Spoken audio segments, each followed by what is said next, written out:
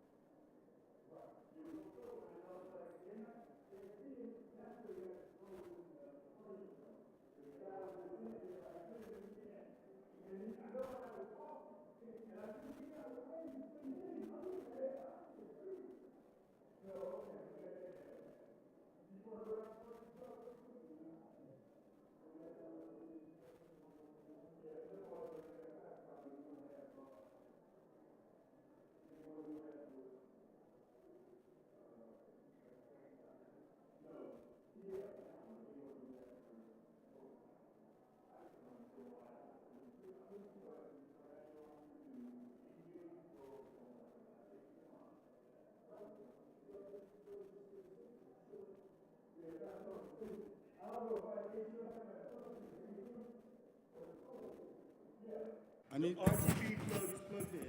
Could you hear my mic? 1, 2, 3. I got you. Okay, call the studio. I mean, front desk. That way you can get come up.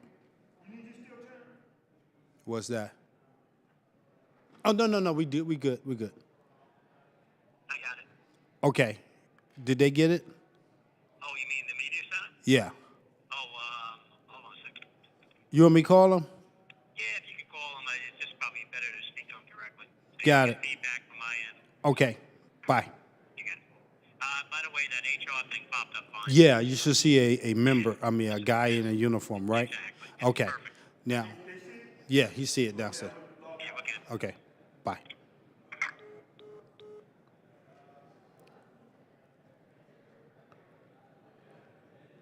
Just to be sure, like I said, down there, the send wall. Computer one, to the one slot. RGB cable plugged into the. Media center. And send to. Hold on. I send to one, and then the other one's already shown. I'll go up there with you now. I'm gonna check. Kelly, Yeah. can you hear 2118? 1, 2, 3, 4, 5, 6, 7, 8. Okay, I gotta pop it up. Oh, sorry. Do they go? I didn't know they go today. 3 o'clock. Ah, okay.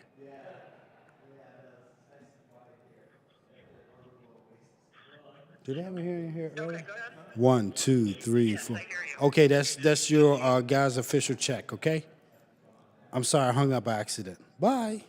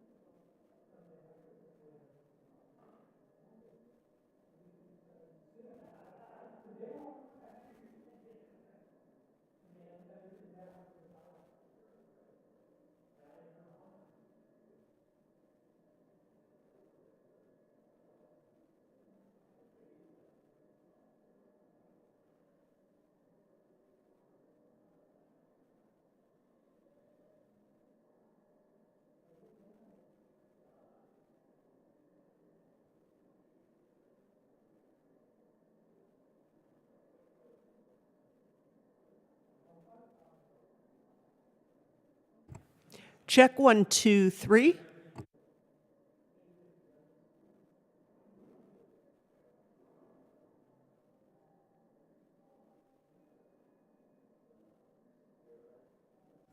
Test 1, 2, 3.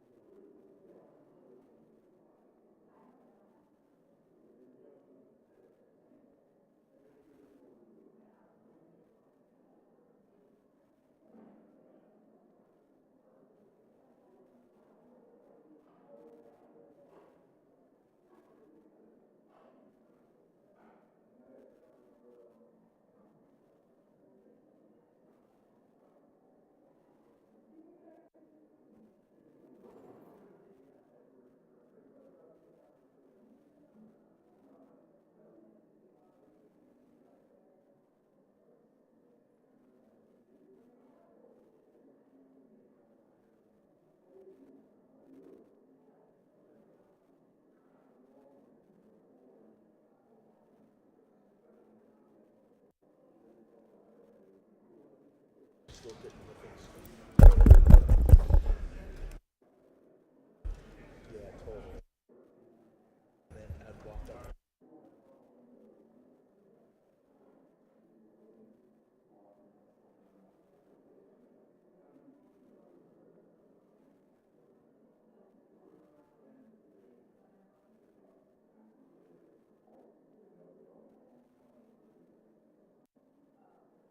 it's just that one.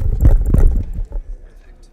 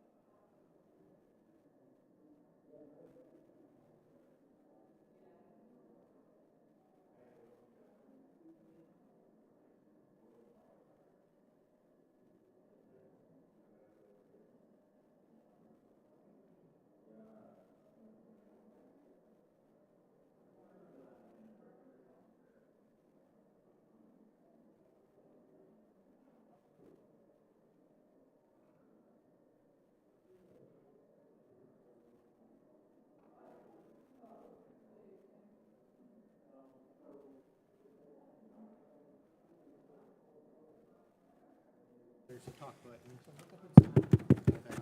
You'll see.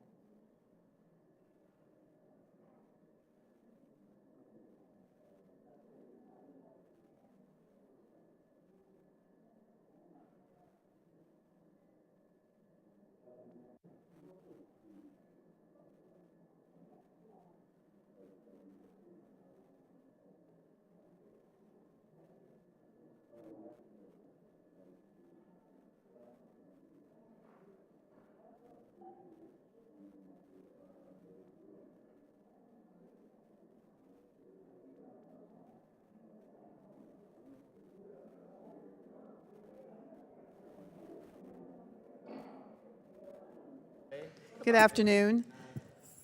Welcome, everyone, to the Military Personnel Subcommittee of the Armed Services Committee. I want to thank the active duty transgender service members who are with us today. Being here in the same room as senior Defense Department officials in front of Congress, representing yourselves and your fellow transgender service members, even in your civilian capacities, takes tremendous courage. Somehow, testifying in front of Congress is not close to the most courageous thing you have done. From a young age, you have made a series of difficult choices in order to live in a way that honors yourselves, your communities, and your country. Despite living in a nation where many discriminate against you, you made a choice that fewer and fewer Americans make. You joined the military and risked your lives and your family's well-beings for our safety. And how has the administration thanked you? By treating you like a liability, not an asset. By maliciously jeopardizing your careers and trivializing your sacrifice. 14,700 transgender individuals continue to serve ably. They are exceptional, but also exceptionally normal. Like their fellow soldiers, sailors, airmen, and Marines, they proudly serve the Constitution, our nation, and the Commander-in-Chief. Our 5 witnesses today have shown uncommon bravery, making choices throughout their lives. And today, Lieutenant Commander Dremen, Captain Stillick, Captain Peace, Hospital Corpsman 3rd Class Wyatt, and Staff Sergeant King have made the courageous choice to come advocate for themselves and their peers. I cannot tell you how much I appreciate your courage, your sacrifices, and your presence here today. Your examples inspire all of us. I feel strongly that any transgender person who can meet occupational standards should be allowed to serve in our armed forces. I believe that transgender service ban is discriminatory, unconstitutional, and self-defeating.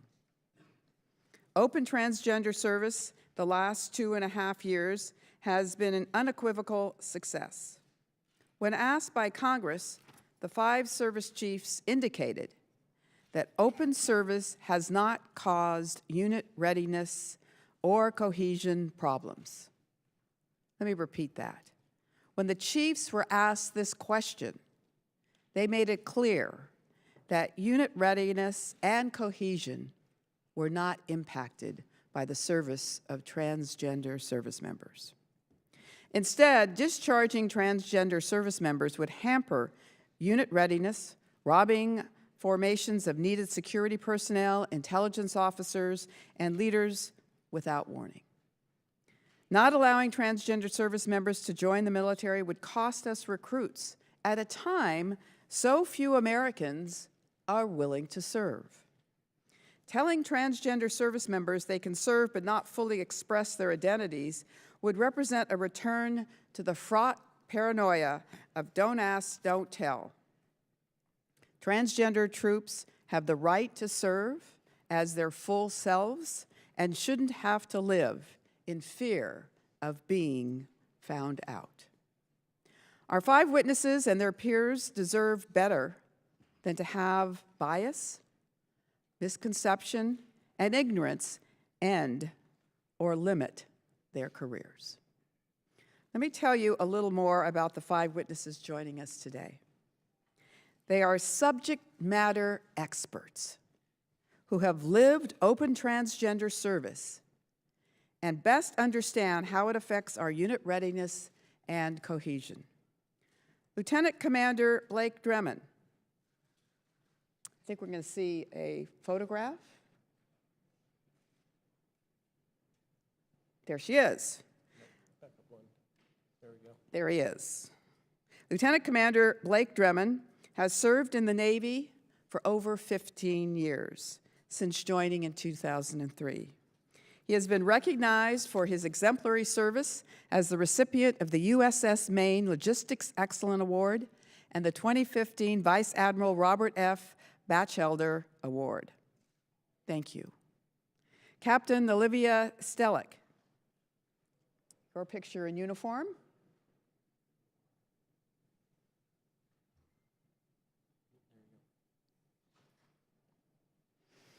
Has been serving in the Army for over 10 years, since commissioning out of West Point as a second lieutenant in 2008.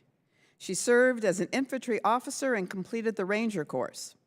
Captain Stellick deployed to Afghanistan with the Stryker Brigade Combat Team. Her personal awards include the Bronze Star Medal and the Meritorious Service Medal. Thank you. Captain Jennifer Peace has served for over 15 years since first enlisting in the Army in 2003 and commissioning as an officer in 2009.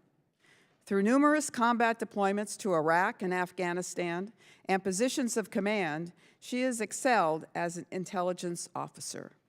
Now selected for promotion to Major, Captain Peace's awards include the Meritorious Service Medal and the Joint Service Commendation Medal. Thank you. Hospital Corpsman, 3rd Class, Akira Wyatt, emigrated to the United States from the Philippines at age 15. She has served over 7 years since enlisting in the U.S. Navy in 2011 and continues to serve as a corpsman with Marine infantry units. She has deployed numerous times across the globe. Her personal awards include the Navy Marine Corps Achievement Medal. Thank you. And Staff Sergeant Patricia King, a combat-tested infantry soldier who has served 19 years in the United States Army. She has deployed to Afghanistan 3 times and has served across the globe. Her awards include the Combat Infantryman's Badge and the Bronze Star. Thank you. Thank you all for your contributions to our nation and to our military. You are the first 5 transgender service members ever to testify openly in front of the House of Representatives. The very first 5. And how fitting that you do it not as individuals, but as a team. How just that you can at last represent yourselves and your peers in front of this body. My colleagues and I need to hear from you, understand your stories, and appreciate what you've done. We have the opportunity to pass legislation such as the bill I introduced earlier this month that would allow transgender service members to join and also serve openly. Congress cannot let the administration's discriminatory impulses win out. Before we make that decision, we need to meet you face to face, to look you in the eye, to affirm that service by openly transgender troops is normal, it's necessary, and it is just. Today is an opportunity for all of us and the department to learn about why you're serving and what you've accomplished. This is time to learn and not to peddle in misconceptions, bad science, and bias. So let's dispel the phony myths. There is simply no rigorous evidence that transgender service members hamper unit cohesion or readiness. A consensus of top medical and psychological bodies, including the American Medical Association and the APA, have concluded that gender dysphoria does not pose a barrier to service. Transgender service members are deployable and effective. Their sense of duty, patriotism, and courage is no different from the other service members they stand shoulder to shoulder with. Those are the facts. Our witnesses will be able to illustrate them with their stories and their expertise. Also joining us is Dr. Jesse Ehrenfeld, the Joseph A. Johnson Jr. Distinguished Leadership Professor, that is a mouthful, at the Vanderbilt University School of Medicine. He was elected to the American Medical Association Board of Trustees in 2014. He is a combat veteran who has deployed to Afghanistan. Dr. Ehrenfeld has worked for years to capture and support the lives of LGBTQ people. Thank you. Before hearing from our first panel, let me offer our ranking member, Kelly, an opportunity to make his opening remarks. Thank you, Chairman Spear. And I want to thank the three witnesses who came by my office earlier and met with me and told me your stories in person, out of the view of a camera. I want to thank you for doing that. And I want to thank all of you for being here on this panel today and for your service to this great nation, to our great nation. I wish to welcome both of our panels in today's hearing. The House Armed Services Committee has tirelessly focused over the past several years on rebuilding the readiness of our armed forces after years of demanding cuts. An integral part of rebuilding and maintaining readiness is recruiting and retaining qualified, effective, and able-bodied service members. To me, personnel is the key. Equipment can always be replaced, but personnel is the key cornerstone in all military operations. One of the strengths of our military is that we draw from a diverse group of individuals from varied backgrounds and experiences. As former Secretary of Defense Mattis made clear, it is a bedrock principle of the Department of Defense that any eligible individual who can meet the high standards for military service without special accommodations should be permitted to serve. In other words, the focus should remain on individuals' capabilities rather than establishing blanket policies for certain groups. In reading through the written statements of our first panel of currently serving transgender service members and also my meeting earlier, it is clear that you have all earned the respect and support of your commands, you have achieved much, and you continue to serve honorably. One common theme throughout all of your statements and our meeting earlier is that you all met, meet, or exceed the standards for accession and retention in the military, and that you did not ask for, nor would you have wanted, reduced standards or special treatment. The transgender service policy must, like the medical accession standards for all recruits, include all individualized assessment of the recruit's medical and behavioral health to determine whether they are fit for service. It is when we put in place categorical exceptions for certain groups that we undermine our military's readiness. I look forward to hearing from our first panel about their experience in the service. Through your written statements and in the office, you indicate that you generally have supportive leaders throughout your transitions. I look forward to hearing your recommendations for how the services can improve their support. I'm also interested to hear from our second panel about the differences between the current transgender service policy and the policy established by former Secretary of Defense Mattis. In reviewing that policy, it seems to me that it eliminates categorical distinctions between different groups of people in favor of individual assessments of a recruit's medical readiness based on standards applicable to all. I look forward to hearing the current status of that policy.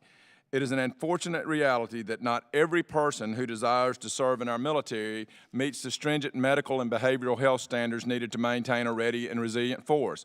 However, it only makes sense that any individual who can meet these standards be allowed to serve. Be ready to fight and be ready to fight tonight. It's all about readiness and deployability. With that, I look forward to hearing from both of our panels, and I yield back, Chairman. Thank you, Mr. Kelly.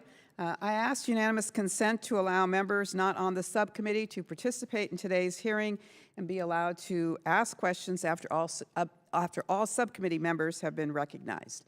Without objection, so ordered. Each witness will have the opportunity to present his or her testimony, and each member will have an opportunity to question the witnesses for 5 minutes.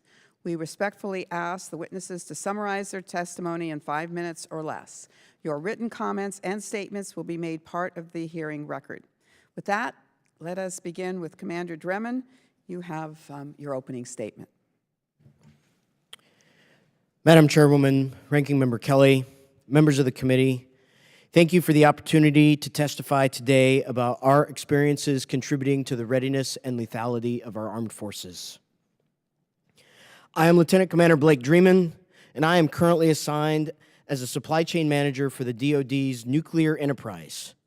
I have served in the Navy for 13 years, and I have deployed 11 times, including 5 patrols on the USS Denver, 1 year in Afghanistan with the 101st Airborne, and 5 strategic deterrent patrols on board USS Maine, a ballistic missile submarine. I've been told 3 times that something other than my capability to do the job was the reason I wasn't worthy of an opportunity. First, for my gender assigned at birth. Second, for my sexual orientation prior to transition. And third, for my gender identity. In 2010, the Navy changed the policy preventing women from serving on submarines. And in 2011, Congress repealed Don't Ask, Don't Tell. This opened the opportunity for me to be selected as one of the first women to integrate submarines. And for the first time, I did not have to hide my sexual orientation. Each time a mission or capability irrelevant barrier was removed, I rose to the occasion. I succeeded as a submariner and was ranked the top supply officer out of 14 supply officers in the squadron. However, despite all of my success, there was still something that needed to change. I began my transition in 2013, 2 weeks prior to my 4th patrol and before policy had changed for transgender service members. The next year, I was a more confident officer, a better leader, and a better shipmate. It culminated in my ship being named the top boat in the squadron in 2000, and in 2015, I won the Navy League's Vice Admiral Batchelder Award given to the top 5 junior officers for their contributions to the operational readiness of the fleet. Recently, I've served on the Joint Staff and at the Pentagon, and now I'm at a Joint Logistics Command. I've continually exceeded expectations and met all the requirements to be fully deployable. Open service afforded me the opportunity to not only be who I am, but also act as an educator and advocate on behalf of my service members. In my personal capacity as president of Sparta, a nonprofit that supports and educates and advocates on behalf of over 800 service members who happen to be transgender, it is my responsibility to know and understand the policies of all 5 armed services. My team and I have coordinated with policy experts and commanders from each service when there are delays or issues to help them be solved as quickly as possible. We've worked to eliminate any confusion in the transgender policy, providing practical implementation solutions, and emphasizing that good leadership is the key to success. It was the same with women on submarines. It was the same with Don't Ask, Don't Tell. Good leaders can take a team and make it work. Great leaders mold their teams to exceed expectations because it doesn't matter if you're female or LGBT. What matters is that each member is capable and focused on the mission. Each time the military has incorporated a minority group, it was met with the same resistance, citing fears about mission accomplishment, unit cohesion, and morale. Each time, it was forecast that sexual harassment charges or privacy issues would be rampant. For me, whether it was because of my sex at birth, my sexual orientation, or my gender identity, each accusation has been found completely without merit. We've busted myths that women can't be submariners, that gays and lesbians will be a detriment to unit cohesion, and that trans service members are incapable of service. Readiness and lethality of our military cannot be maintained by closing the doors to the best and brightest our country has to offer. It just so happens that some of the best and brightest we have to offer happen to be transgender. Thank you very much. Captain Stellick? Ma'am, sir, good afternoon. Members of the committee, good afternoon. My name is Captain Olivia Stellick. Ever since I was a kid, I wanted to be in the Army. In 2004, I followed in my dad's footsteps and went to West Point. I graduated from the United States Military Academy in 2008 and commissioned as an infantry officer. I spent nearly 6 years as an infantry officer as both a platoon leader and a staff officer. And during that time, I discovered I had a passion not just for the Army, but for taking care of soldiers.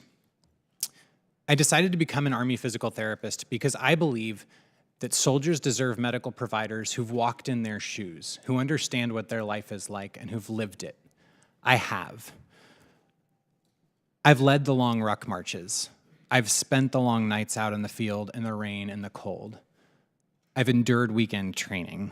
I've also earned my Ranger tab and my expert infantry badge, as well as my airborne and air assault wings. I've lived a soldier's life. I graduated from the Army's physical therapy program in 2016 and was assigned to the hospital at Fort Carson in Colorado. A year later, I heard that a brigade at Fort Carson would be deploying to Afghanistan and that their current physical therapist wouldn't be able to go because she was pregnant. We had a short discussion, and a short time later, we switched places so that I could go to Afghanistan with the unit. The unit otherwise wouldn't have had a physical therapist for that deployment. Despite my desire to return to an infantry unit, I had some concerns.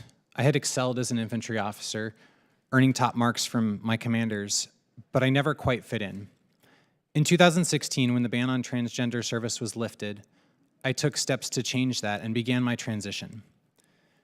Given that my profession now is one in which I touch every person I meet, I was concerned that my transition might be a problem, that I might be less effective if people were uncomfortable with my life. This really brings me to the crux of today's hearing. What is the value of having transgender people in the military? Based on my experience both as a combat arms officer and as a medical provider in the United States Army, the answer is unequivocally that my transition, as well as those of so many others, has dramatically increased the readiness and lethality of every branch of the armed forces. I was mentally, emotionally, and physiologically stable throughout my transition, and my work performance improved. Within my first 2 months of having a full patient caseload as a new therapist, I was exceeding productivity standards for a seasoned therapist. I had only been out and on hormone replacement therapy for 6 months when I attended my branch's captain's career course. Per Army regulations at that time, I passed the PT test on male standards, graduated 8 out of 107, and was asked to come back and teach as a guest instructor. More recently, I served as the physical therapist for the eastern region of Afghanistan, where I treated over 1,700 patients. My care resulted in a less than 1% medical evacuation rate within my brigade for musculoskeletal injuries. It's clear that my presence in Afghanistan dramatically improved the readiness of my unit. But more than the numbers, I'm proud that my soldiers trusted me and knew that I would go out of my way to take care of them. Soldiers matter to me, and they're the ones who will suffer if medical providers and leaders like me are banned from service. Has my transition made soldiers uncomfortable? Absolutely not. On the contrary, during my recent deployment to Afghanistan, soldiers opened up. They talked to me and told me things they never would have before, things that they said they've never told other people. I asked them why, and the consistent answer was that they valued my authenticity, my courage in being myself. It allowed them to do the same thing. You can imagine how valuable that is, both as a consultant to the commander and as a medical provider. I got the ground truth on what was going on both in their personal lives, their medical conditions, as well as the whole of the unit, and was able to relay those things to the commander, as well as make better medical decisions for soldiers. While I was concerned that my presence might feel invasive to other women, I can tell you that they welcomed me into their lives, all of them, and into their living spaces with open arms. I was family. I returned to the United States from Afghanistan just over a month ago. My experience in Afghanistan has only confirmed what I already knew, that I am a more effective soldier, officer, and physical therapist having gone through transition. I belong in a combat arms unit taking care of my soldiers. I worked tirelessly to ensure that nothing could jeopardize that, and I continue to do so. It might be tempting to say that I am the exception, but that's simply not true. Transgender service members around the world have done the same thing, add to the readiness and lethality of the United States military. Transgender people should be allowed to join the military. People who are in the military should be allowed to seek health care for whatever issues they might have, whether it's trans-related or not. And those of us who are serving openly should be allowed every professional opportunity that every other soldier is. Thank you for your time, and I look forward to your questions. Thank you, Captain. Captain Peace. Chairwoman Spear, Ranking Member Kelly, and members of the committee, thank you for your time this afternoon. My name is Captain Jennifer Peace. I'm a military intelligence officer currently assigned as the executive officer for the Iranian Division of the Defense Intelligence Agency at Joint Base Anacostia Bowling.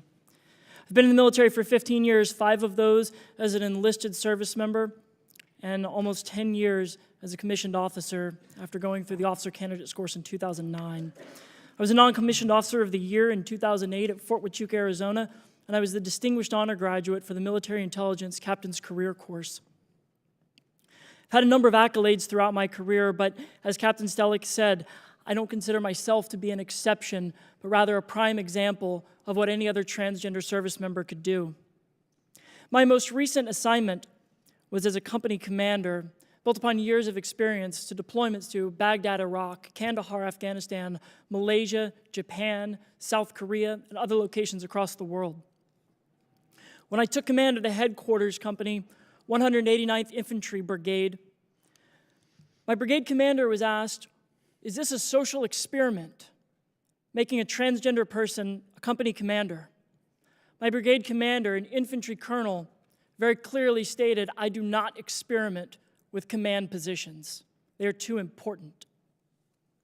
I served as a company commander for 18 months, leading soldiers across the United States to train National Guard and reserve units who were preparing to deploy overseas. I went to the field with my unit. I trained with my unit. We were out for extended time periods in the field, in the deserts of California and in the forests of Wisconsin. There were never any issues that arose due to being transgender, and between the time of the initial announcement of open service and then the tweets by the commander-in-chief, the fact that I was transgender never came up. It wasn't something that needed to be discussed, and it is only since this issue has arisen again that it has even been talked about in my unit. I can certainly understand the issues of readiness as a company commander. Readiness and morale were two of my primary concerns as a company commander, and what I can tell you is that no one cares about readiness more than a company commander. I will be the first person to kick out a transgender service member if they are not able to meet the standards, if they are unable to deploy, engage, and destroy the enemies of the United States. There should be absolutely no adjustment of standards, no different standards for trans people than anyone else in the military. All we are asking for is the opportunity to meet and be held to those exact same standards. I think it's also important that we disabuse ourselves of the fact that this policy only impacts those who would like to join the military, that it doesn't affect active duty trans service members. The first thing that will happen is all of those who are currently serving will be locked into their career where they can no longer advance. Enlisted soldiers cannot become warrant officers. They cannot become officers in the United States military. If you're required to leave service for any period, you will not be allowed to rejoin. If there are any programs that you're attempting to get into, such as going to college, that will require you to exit and leave the military, even for a period of minutes, in order to rejoin and reassess, you will no longer be allowed to. But then you also have to look at the fact that now the Commander-in-Chief, the Vice President, the Secretary of Defense, and the Secretary of State have all said that I am not qualified to serve in the United States Army despite my 15 years. If I'm sitting on a board looking at evaluations for promotion, for schooling opportunities, or to invest additional resources into a transgender soldier, am I going to do that knowing that the chain of command at the highest levels had said this person shouldn't be in the military? If I know that the President of the United States is making a concerted effort to kick this member out, am I going to continue to invest my limited time, energy, and resources in allowing this soldier to continue to serve? Or am I going to let their careers languish as I focus on those who I know will be around tomorrow, due to no fault of their own, due to no limitations that they possess, but due to the choices of the President of the United States? I think it's also important to look at how this is going to affect the broader population. Whether deserved or not, there is a hero culture that has arisen in the military over the last decade. All of us get thanked for our service and called heroes almost every day that we go out amongst the public. Officers and non-commissioned officers in the military are regularly rated as some of the most respected professions in the United States. So now if transgender people can no longer join the military, if they can't be awarded meritorious service medals, Purple Hearts, if they can't deploy around the world, if they are told they are not good enough to serve the United States military, then now the entire United States sees trans people as somehow less. I think it is unfortunate that we are not able to appear in uniform today so that you could see us testifying with our rank and our accolades and speaking from a position of authority in the uniforms that we wear every day. I think it's unfortunate that we're here in civilian clothes testifying on our own, while the Department of Defense, speaking on authority to kick out 15,000 transgender service members, is appearing in those uniforms. As the executive officer of the Iranian division, I look every day at the threats coming not only from Iran, Russia, North Korea, ISIS and other non-state actors, China, the numerous threats that we face around the world, and I know that the Army missed its recruiting goal by 11,000 soldiers across the reserves, active, and National Guard last year alone. The Marines, the Navy, and the Air Force barely met their recruiting goals. I'm not sure that this is a time, as we face potential adversaries across the world, that we should be limiting our talent pool to a significant portion of the population who serves as twice the rate as their counterparts.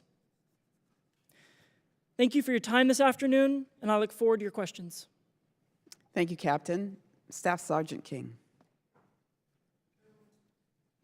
Chairwoman Spear, Ranking Member Kelly, and members of the committee, thank you for being here today. My name is Staff Sergeant Patricia King. I have served in the Army for 19 years, deployed to Afghanistan 3 times, the first time in 2001 as part of the initial invasion force, while participating in Operations Anaconda, Harpoon, and Glock. Over these combat deployments, I've earned the Combat Infantry Badge, a device that is highly esteemed within the Army for actions taken in the Shiakat Valley, and the Bronze Star during my 3rd deployment for completing 12 months in deployment as a platoon sergeant with no incidents or loss of life. In that time, I led or planned over 400 missions outside the wire as the PSD platoon sergeant for the RC South region. I began my gender transition in 2015 and came out to my leaders that March. Since transition, I've served as a squad leader, a platoon sergeant, a division plans NCO, and an operations NCO. In June of 2016, I took control of a striker squad at Fort Lewis, Washington. When I first arrived to my platoon, there was no issue of me being transgender. Rather, the fact that I was a female was more noticeable. In 2016, I was one of only 2 women in all of the United States Army Infantry. My building, 50 years old and still having asbestos removed at the time, had been built without women's restrooms, much to the chagrin of any spouse that might have visited their soldier during the workday. Being the creative thinkers that we are, we quickly made flip signs that had a blue male on one side and a pink female on the other.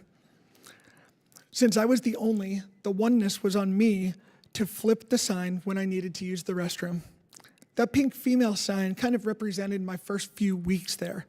Wherever I went, I was the pink sign in the room. When I would come in, there would be a hush that fell over the room for fear of saying the wrong thing. However, it didn't take long before my peers saw past my gender, and the only thing that mattered was that I could do my job. I'd been an infantryman for over 15 years. I was one of them. I just happened to be a girl. From the get-go, none of that mattered to the soldiers in my squad. Most of them were 21 years old or younger.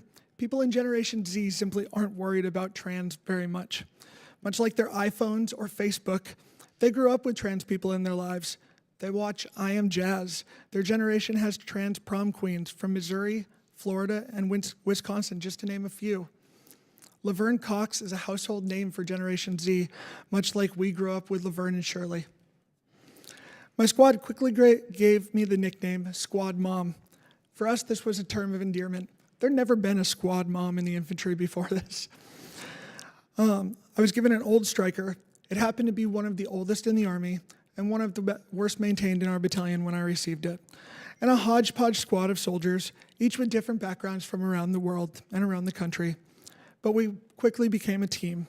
I let them know that they were my soldiers, and as my mother always says, I only work with stars. Within a month, we made our striker the best in battalion. We lived in the motor pool because the striker is how we get to work. And as it became the best in battalion, my squad became the most cohesive as we worked together. This is because each of us felt able to bring our whole self to work. There were no secrets, there was no false bravado, there was no hiding. My authenticity inspired that of my soldiers, along with strong leadership and hard work and solid training. We built cohesion in a way that I have never seen in my 19 years of service. That's the value of inclusion. That's the value of having open trans service. From austere conditions in the field to deployed conditions in combat to life in the barracks, I have witnessed firsthand that troops want strong leaders. Leaders who care about them. Leaders who can inspire them. They don't care if that soldier is trans. They don't care if that leader is gay or bi, white or black, male or female. And they don't care which bathroom or shower you use. The question that resounds in their mind are, can you do your job and accomplish your mission? Can you put rounds on target in the heat of battle? Can you look out for your troops' best interests? If a soldier's leader can do those things, everything else really doesn't matter. Thank you for the opportunity to provide my perspective, and I look forward to any questions you have. Thank you, Staff Sergeant. Now we're going to hear from Hospital Corpsman, 3rd Class Takira Wyatt. Good afternoon, Chairwoman Spears, Ranking Member Kelly, and members of the committee. My name is Takira Wyatt. I have served in the Navy for 8 years, and I'm a Hospital Corpsman 3rd Class Fleet Marine Force, currently stationed at USMC Camp Pendleton, California. I grew up in the Philippines and migrated to the US at the age of 15. My father, a retired US Marine, and my mother showed us that freedom fosters a person's chances for success. And in bringing us here, gave us the greatest gift, a chance to achieve high goals and to contribute to society. The Navy and my Marines has now become my extended family. For the entirety of my service, neither my sexuality nor my gender identity has led to any disruption among my comrades and peers. In fact, there has been nothing but positivity. Living our truths has made us all stronger, fully engaged, and more devoted to our duty. Though I haven't yet been afforded the opportunity to transition, there was a moment in 2014 that rocked me through my core, and at the same time reaffirmed my commitment to serve. In October 2014, PFC Joseph Scott Pemberton committed a brutal murder of Jennifer Laude when he discovered she was a transgender woman. At that time, my ship was docked in Subic Bay, contributing to joint training exercises with Philippine forces. I was briefed that PFC Pemberton was to be escorted to the ship for follow-up on care while in custody of the Philippine police. I had only heard the headline, "Marine Kills Transgender Pinay." And I didn't think much of it. I was pretty naive until I saw him face to face. During his workup, I looked into his eyes and it shook me. Cliche as it may sound, I saw darkness. He felt cold and was without remorse for what he had done. In his presence, I thought it could have been me.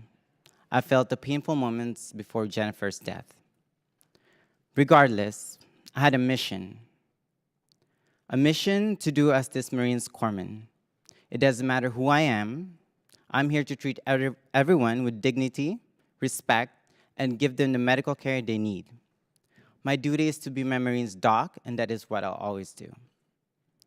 Ironically, after that encounter, I decided to transition regardless of the senseless violence that could be directed at me for who I am. I told myself I will transition and I won't be afraid to, even if I might face the same circumstances as Jennifer did that night, even if it comes from the hands of my Marines. I medically and socially transitioned in 2015. That year, I was honored to be hand-selected as one of the 2 corpsmen to provide high-risk medical care at the 1st Marine Reconnaissance Course. During a field exercise, my first reconnaissance staff sergeant said, "I've never met anyone who has more balls than you, Wyatt. I will deploy to the stands with you, and I trust you with my life." I had enormous support from my superiors and peers. I was described in the fitness reports as a sailor who is mission-oriented, focused, and is an inspiring leader, motivator, and is focused on team goals. My experiences with my Marines and Navy comrades shows the unit cohesion and readiness are not adversely impacted by having a transgender service member included. I form incredibly tight bonds with the people I've worked with, and I would follow them to the ends of the earth to ensure that they get the critical battlefield care they need from their corpsmen to continue the fight. And lastly, Semper Fi and Semper Fortis. Thank you. Dr. Ehrenfeld?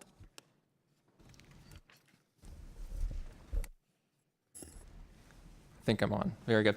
Good afternoon, Chairwoman Spear and Ranking Member Kelly, members of the subcommittee. It is such an honor to be here today to testify. My name is Dr. Jesse Ehrenfeld. I am a physician testifying in my personal capacity based on my experience as a combat veteran and my background in military medicine and transgender health. I'm also the chair-elect of the American Medical Association and the director of the LGBTQ health program at the Vanderbilt University School of Medicine in Nashville, Tennessee. The administration's military transgender policy disqualifies and discriminates against transgender people who are otherwise capable from serving. I have served and worked with transgender members, both home and downrange. I have seen firsthand how incredibly courageous, committed, and capable these individuals are. I would like to state unequivocally for the record that there is no medically valid reason, including a diagnosis of gender dysphoria, to exclude transgender individuals from military service.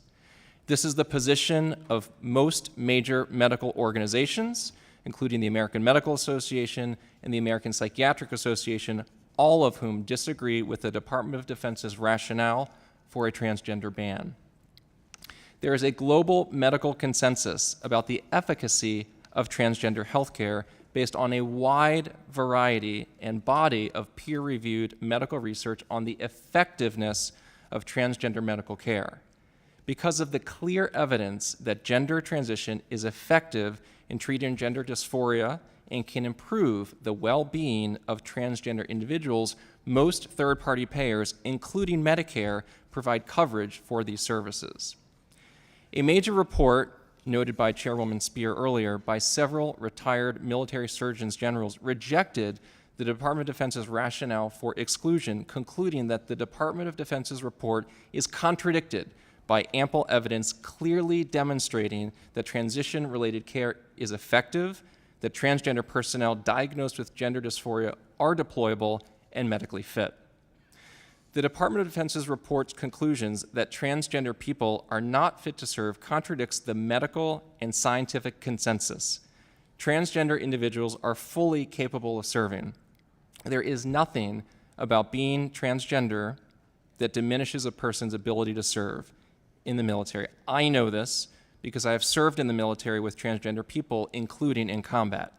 My own personal experience has been that our transgender service members are some of the most qualified, effective individuals we have today serving our country. All 5 military service chiefs of staff testified last year that inclusive policy has caused no readiness issues. Rather, banning transgender troops harms readiness through forced dishonesty. In my opinion, the ban on transgender individuals actually harms unit cohesion and effectiveness. This ban discriminates based on someone who is, rather than what they can do in their job. It will force transgender troops to be dishonest and hide their true selves and their gender identities. Policy decisions, which is your responsibility, impacting our service members should be based on science to ensure that the most effective and reliable force is out in the field. There is simply no medical reason, including a diagnosis of gender dysphoria, to exclude transgender people from military service. Thank you very much. Thank you, Doctor. Again, thank you all for being here today and for sharing your stories with us. They are truly remarkable. And I'd like to start by asking each of you, many of you have been deployed multiple times. You've indicated as such in your testimony. Can you tell us some of the highlights of your deployments? Yes, ma'am. One of my highlights was my second patrol on the USS Maine in qualifying for as the second qualified female naval officer to qualify in submarines. That moment right there is literal blood, sweat, and tears in those dolphins that I proudly wear on my chest every day. And those are the highlights. My transition is a backdrop of anything regarding my 11 deployments, whether it's trips to the Philippines, trips to Hong Kong, or just camaraderie of spades in Afghanistan every Friday night for about 3 hours and a pack of cigarettes. So those are the highlights of my deployments, ma'am. Captain Stellick? Ma'am, I was sitting at my desk one day, and my clinic NCOIC came over and said, Captain Stellick, we got a call from some guy out in Western Afghanistan.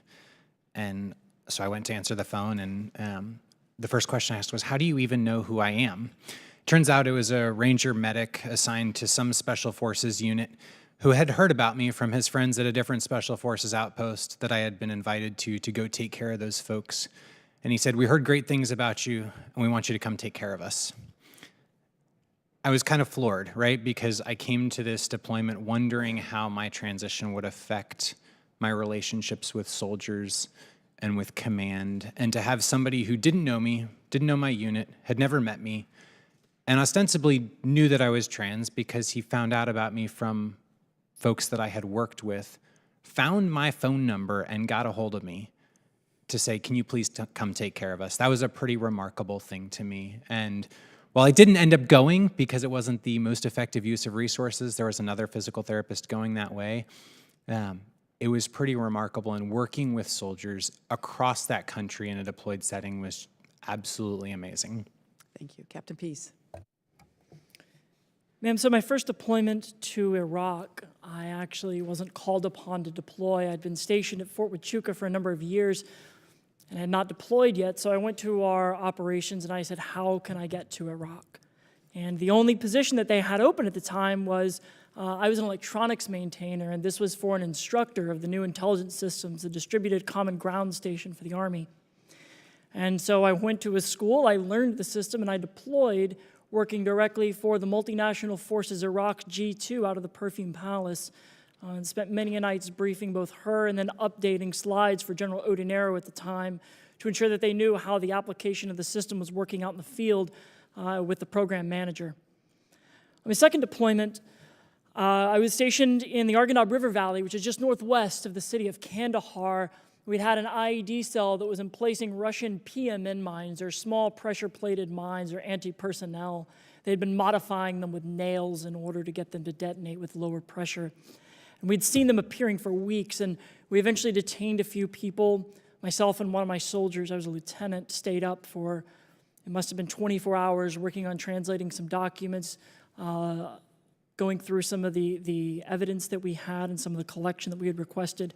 And over the next 2 weeks, myself and this specialist had gathered up enough intelligence to provide to the infantry soldiers to essentially dismantle an insurgent cell that was operating within northern Kandahar in the Arghandab River Valley that had already taken life and limb from a number of our soldiers. And after that, those few nights, we never saw any more in our area.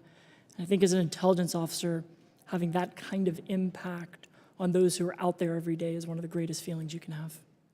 Thank you. Staff Sergeant King? In 2002, during the operation that I had mentioned previously, Operation Anaconda, we were waiting for the opportunity to go out and to do our job. When you're an infantryman, it's kind of like being a concert pianist. You spend all of your time practicing and hoping, in this case, that you never have to go to the concert. But you're ready and you're prepared. Finally, we found out that there had been some issue with some special forces and some Rangers, and they needed help from conventional forces. So we kitted up and we hopped into a Chinook. Operation Anaconda took place on the side of mountains, and we couldn't be dropped off at the top because it wouldn't be safe. So the helicopters backed up to the side of the mountain. It's one of the most amazing things you've ever seen. We slid off the back of a helicopter and onto a mountain, and then hope you don't fall down. We walked up and down mountains for a couple of days. I remember one of the more surreal moments was we had realized that the Air Force had been dropping some cluster bombs, and as a result, as it got dark one night, we had to stop where we were. We couldn't afford to move around. We didn't want to step on the wrong rock, if you will. So I grabbed a rock as a pillow, and I made myself comfortable. We We took turns pulling security, and as I laid down that night, we had a Spectre gunship, which is a big C-130 gunship, circling around these low left-hand turns real slow, and you can hear the engines from it. And that was our lullaby. This Spectre gunship, these Air Force pilots who were going to stay, and they were going to circle overnight, all night, to keep us safe, so that the next morning we would be able to get up and climb back up the mountain again, find more caves, find more of the bad guys, to make sure that we would be able to go home and wouldn't have to worry about another 9/11. More recently, I was asked to be a squad leader in a PSD, a personal security detachment. It didn't take long before downsizing caused me to have to be a platoon sergeant. And then halfway through my deployment, we had even more downsizing, and I was asked to be the platoon leader. Our platoon leader had to leave. So I was the platoon leader and platoon sergeant for a 34-soldier personnel security detachment, leading 400 missions. And one of the craziest parts was that it was to protect folks like yourselves. When you're in the PSD for an RC, it's so that the generals there and visiting leaders from within Congress and the DoD can come and be safe. So it was one of the biggest responsibilities that I'd found myself in, because every one of those missions was to make sure that people like yourself came home safe, but also to make sure that my soldiers were. At the end of 400 missions, I have to attribute every bit of the success that we had after that year to the vigilance of the soldiers that I had and the team that we were able to build over that year. To come home in 2002 after having dealt with the trauma that we had in Operation Anaconda, and to compare it to 2014, where we were able to have so much success, it feels good to lead those soldiers and to be so successful. Thank you. Hospital Corpsman Wyatt. First of all, Madam Chairman, the opportunity for me to serve with 1st Marine Division, specifically 2-1 and 3-5, those are the best highlights of all in my career. And to be able to be a line corpsman for my Marines, and to be able to work with Naval Special Warfare Reconnaissance course in SOI Camp Pendleton. Thank you. Last question, I'm Aaron Feld. Did I Aaron say Feld, that right? that's Thank you. Can you explain how an individual's transgender status impacts medical readiness and ability to meet standards? Certainly, it's a wonderful question. Scholars, medical experts all agree that transition-related care is reliable, safe, and effective. And unfortunately, if you read the Department of Defense's implementation report, there are a number of erroneous assertions and mischaracterizations about the scientific research on mental health and fitness of individuals with dysphoria. I didn't get a chance to answer my favorite part about deployment, but I'll tell you a story, which is that when I was in Afghanistan in 2014, serving as a division officer at the Role 3 in Kandahar, I got a call from an Air Force colonel who said, "We have a service member I need you to take care of." I said, "No problem, ma'am, what's the issue?" And she said, "Well, the issue is he's transgender." And I said, "Not a problem, we'll take care of it." And the thing about that is I was surprised to find a transgender service member deployed with us, given the current policy at that time didn't allow for open service, and yet here was this person. We took care of that individual, he did fine, was able to continue onward.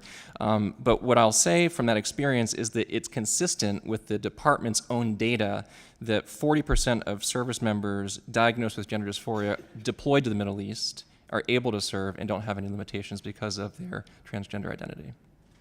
Thank you. Ranking Member Kelly. Thank you, Chairman, and thank each of your witnesses for your testimony again. I had the opportunity to meet with 3 of the panelists today, and during that meeting, we discussed the importance of every service member being able to deploy. And Captain Peace, I don't know that I can say it any better than you said it.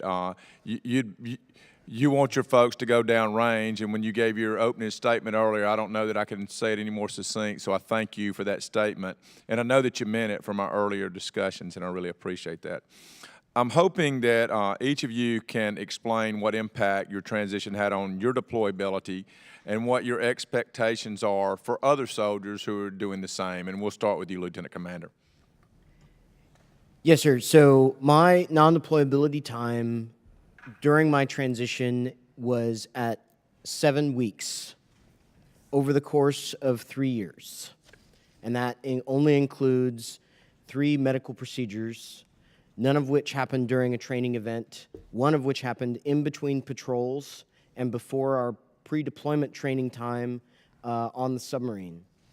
That is less time than a shoulder surgery that is usually elective.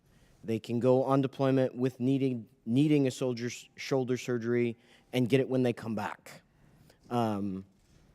My ability to my transition has had zero impact on any deployments, any readiness issues. I've always been available for training, leading my teams either as a dive officer, which I wasn't very good at, but they tried to make me good at, and or various other training events. I've never missed a single one. Captain Stalett. And I'm sorry about pronunciations. You know, I don't do those well. You're just fine, sir.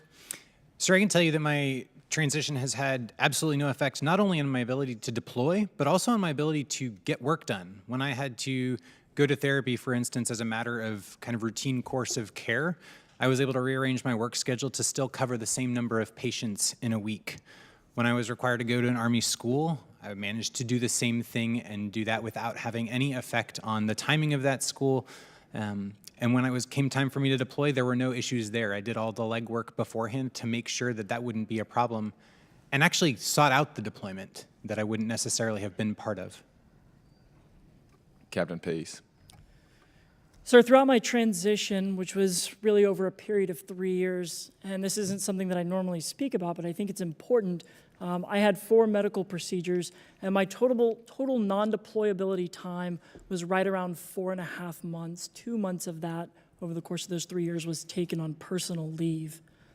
It's important to remember that a single pregnancy from a female averages around 16 months of non-deployability, and that can occur multiple times throughout 20 years or more of honorable service. I think what's important is that it's medical professionals and patients who decide what the most appropriate care and treatment is, but the commanders are brought in to ensure that that treatment occurs when it lines up with unit readiness and mission responsibilities. Things like medical treatment or surgical procedures can absolutely wait until returning from the field, returning from a deployment, occur over holiday leave. There's certainly a lot of accommodations that could be made to ensure that service members are not going and having surgery just before a deployment or before a field training exercise to avoid it, but that it's ensured to line up with mission priorities just like we would do for LASIK or anything else that may put a soldier down for an extended period of time. Ranking Member Kelly, thank you for this question. My experience is something that highlights how well this can go when leadership, a service member, and a medical team work together. I've had 3 procedures that have been done through the military as part of my transition. The first one was the DoD's first ever vocal feminization surgery. And the doctor that did the surgery, he said, in my opinion, this is medically necessary. And in my opinion, this is a procedure that I think that we should be able to perform. So he did the first procedure of that kind in the DoD. I went to my unit and I said, hey, when's the right time to do this? My commander and I spoke, and what we determined was this procedure that was going to have me unable to speak for about 4 weeks and unable to go to work for about 2. The best time that I could do it that made sense for us was for me to do it right before Christmas time. As you know, sir, most of the time we have Christmas exodus. So by doing this, I shortened the time that I was going to be down because I couldn't speak over Christmas leave. I just used a whiteboard to talk to my kids. And then in the end of January, I was ready to go to the field with my unit when we deployed to the field. Yes. Oh, I'm sorry. I have just one more example. In the summertime that same year, I had a facial feminization surgery. Again, the first one done in the DoD. One of the great things about this is that the doctor afterwards said that this procedure enabled him, he'd never done it before, and it enabled him to do other procedures after the fact because of the technique he learned. I did it in the summertime, right before our summer block leave. I took 2 weeks of summer vacation, and I came back, and the week afterwards, I deployed to the field for 45 days. And I apologize for interrupting you. You can't pause too quick around me. I'm pretty fast moving. HM3 White. Thank you, sir. Basically, I was on light duty for 7 days, basically less than what you would get time off for an ankle sprain. And I had my orchiectomy. And pretty much I expect the same for everyone, service members, that it's mission first, and for both future and current service members. Now, I think it's important deployability, so I'm going to ask you this question in context, and we talked about this with the 3 people who were in there earlier.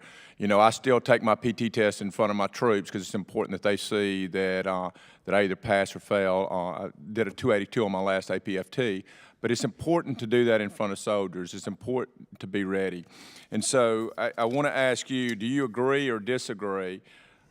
Because different medical things, whatever they are, it doesn't matter whether you're talking about a back, and we talked about this earlier, or a knee, they affect different people. If people cannot deploy for prolonged periods of time, do you agree or disagree that they should be separated from service if they can't deploy for a long period of time, for regardless of the reason? Sir, the current DoD standard is 12 months, and if they can't meet that standard, then they absolutely should be looked at for separation. Sir, I concur, and I think that the important point here is that we look at all service members the same, that if you cannot meet the DoD standard of deployability within 12 months for any given medical condition, then you should be separated from service, or at least looked at for the same. The point I think that's important is that we're not trying to set a distinction that if you're transgender, there's a different standard. I agree. Captain Peace? So I absolutely agree that we should discharge those who are unable to complete the mission and deploy. The only caveat I would make to that is I would have concerns that in bad faith there would be some sort of non-deployability stigma attached to being transgender. If you start hormones, you're non-deployable for 12 months. That may not be medically necessary, it may not be grounded in any sort of science, but by proxy, it would not allow trans service members to stay in the military. So I would say as long as there is nothing that is applied to trans service members or trans health care that unnecessarily extends their non-deployability, then I agree. So you know I'm a master fitness trainer. Would you trust me to grade your push-ups? Absolutely. This new Army combat fitness test, so I'm not so sure of, because I'm not sure that I can pull my knees up to my elbows. I'm old. As a master fitness trainer, one of the things that we learned in the month of that class is the importance of having the opportunity to recover properly. And what we've learned is that proper recovery techniques, proper PT techniques mean that any soldier, any service member who is training properly is going to be physically fit and have the opportunity to recover. Yes, anybody should be held to the same standards within their gender, or as we go to a genderless standard, and be able to pass. And if you can't, then absolutely, I have no need for you next to me in combat. I do totally agree, sir. We do put a lot of our members who need higher echelon of care for certain injuries into, I'm going to use military jargon, LIMDU, and then basically be put on med board. And then, depending on how that is, be either accessioned out or be put for another type of echelon of care. And thank each of you for your testimony here today and your service to this great nation. And with that, I yield back, Chairwoman. Thank you. Mr. Gallego. Thank you, Madam Chair. I think we have to uncover some deep truths. The fact that Kelly claims that there is a 282 PFT. I want to know who's spotting you, because that's a good friend. I'd like to also take a moment to recognize someone that I actually served in Iraq with that happened to be joining with me. Corporal John Bailon back there was actually with me in Iraq in 2005 and is here. So I'm just going to give a quick statement. Thank you, Chairman Spear. I had the privilege and distinct honor of hosting Captain Stellick and Lieutenant Commander Dremen in my office yesterday. I've read the biographies of other service members here today, and they are impressive. Their stellar service to this nation is a model for us all. We should all be so lucky to be able to shake hands with these people who have shown such devotion to their country in the face of such animus. Chair Spear, transgender people have zero impediments to service. They should be treated like any other soldier, sailor, airman, or Marine, because they are just that, regular soldiers, sailors, airmen, and Marines. These American heroes want to serve. They are able to serve, and they're good at their jobs. Let's let them do it. As someone who actually served in the combat arms of the Marine Corps as an infantryman, I would have been an honor to have served with many of you, brave people, and I would have trusted my life to you. And this country is lucky to have you, and we should continue to make sure to have you. Thank you. And with that, Mr. Chairman, I would like to cede the balance of my time to Ms. Strahan of Massachusetts. Thank you. I want to thank Chairwoman Spire for prioritizing this hearing. I certainly want to thank all of you for your incredible service, for sharing your stories, and you are qualified, you are good enough, and we're lucky to have you protecting our security. I know that it was nice to listen to some of the highlights of your service. It would be interesting, just because we've all gone through parts of our career where we've faced difficulties.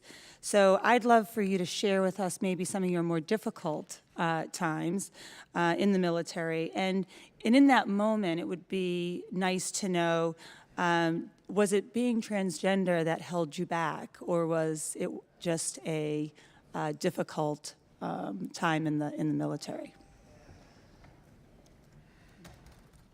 Ma'am, thank you for the question. My most difficult time was my third patrol on the submarine.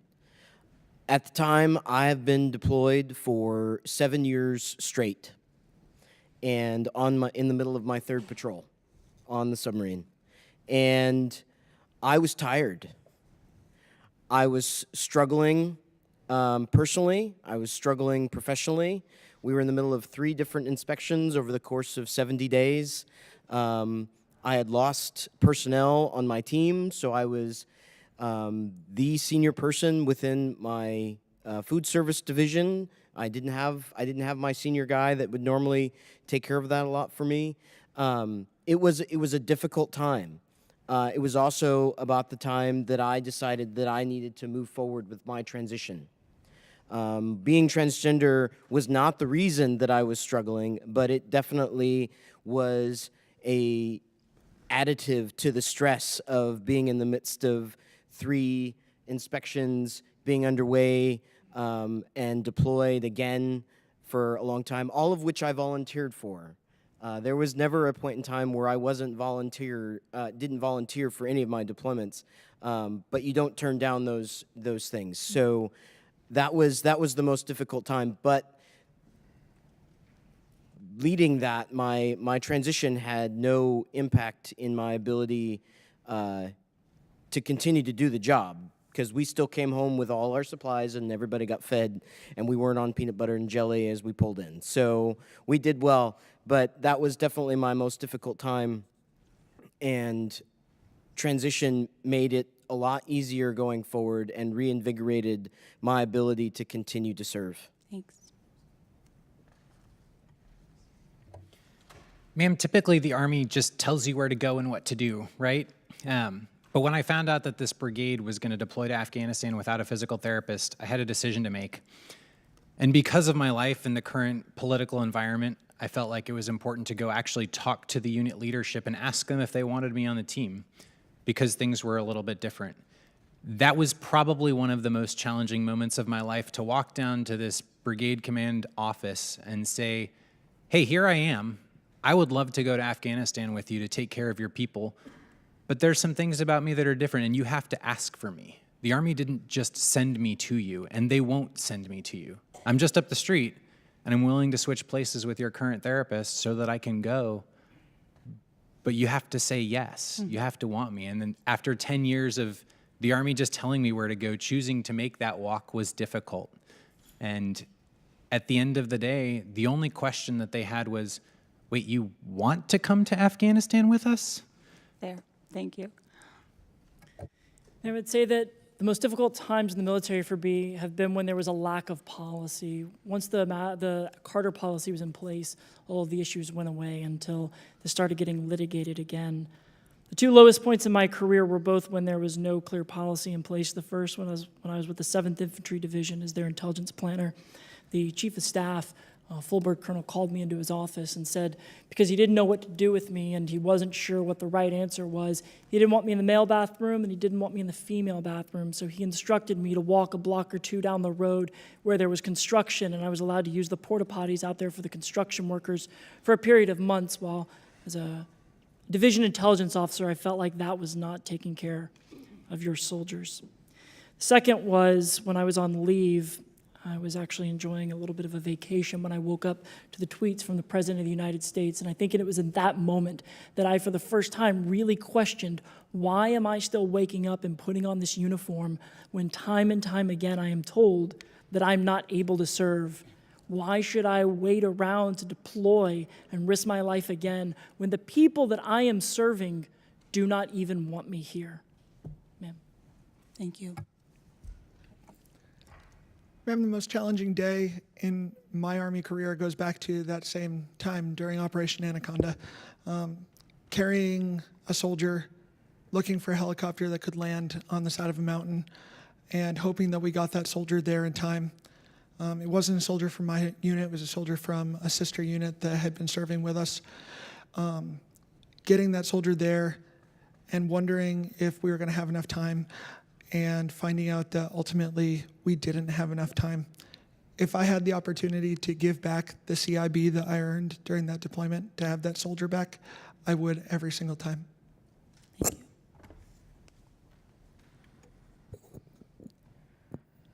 Ma'am, for me, that would be around the time, Captain P said, basically when the policy wasn't out and there was a lot of uncertainty. I was never judged by my job performance. I was basically in a standstill. I almost lost faith in my superiors due to the fact that they didn't know what to do with me. They didn't know what was happening. They didn't know what to follow. There was no orders up top. And regardless of the fact, I still did what I needed to do. I came into the military to be a medical corpsman, to be a hospital corpsman, regardless of the fact. Yeah. Thank you. We're reminded, while we sit here today, and you all reminded us of this in the beginning of your opening statements, that a key component to building trust and unit cohesion is to be authentic, which you all bring that to your jobs each day, and you brought it here, and I really appreciate all of your testimony. And your focus on performance and standards and, the treatment that everybody should have to, rise to is really admirable. So we're going to set the conditions for you all to thrive. I really thank you for being here today, and I yield back. Thank you. Mr. Cisneros. Thank you, Madam Chairman, Chairwoman. Thank you all for being here today, and thank you for serving your country. This is a voluntary service. Nobody has to do it. You're doing it because you want to do it. I had the pleasure of sitting with HM3 Wyatt yesterday in my office and kind of talking about her career. I'm sorry that I missed you, Lieutenant Commander Dreeman. It would have been an honor to meet you in person, and hopefully we can chat sometime later. But being a fellow supply officer, I know what you're going through, and I know the Distinguished Award, the Batchelder Award, the good work that you have to do in order to win that. So congratulations on that, and congratulations to all of you on your careers. I just kind of want to, Lieutenant Commander, go over something that you kind of said, right? When you decided to transition, you felt it made you a better leader, a better officer. Could you just all kind of talk about that for me, about how the transition has basically helped you, not only as an individual, but how it's helped your leadership and your career? Yes, sir. Thank you for that question.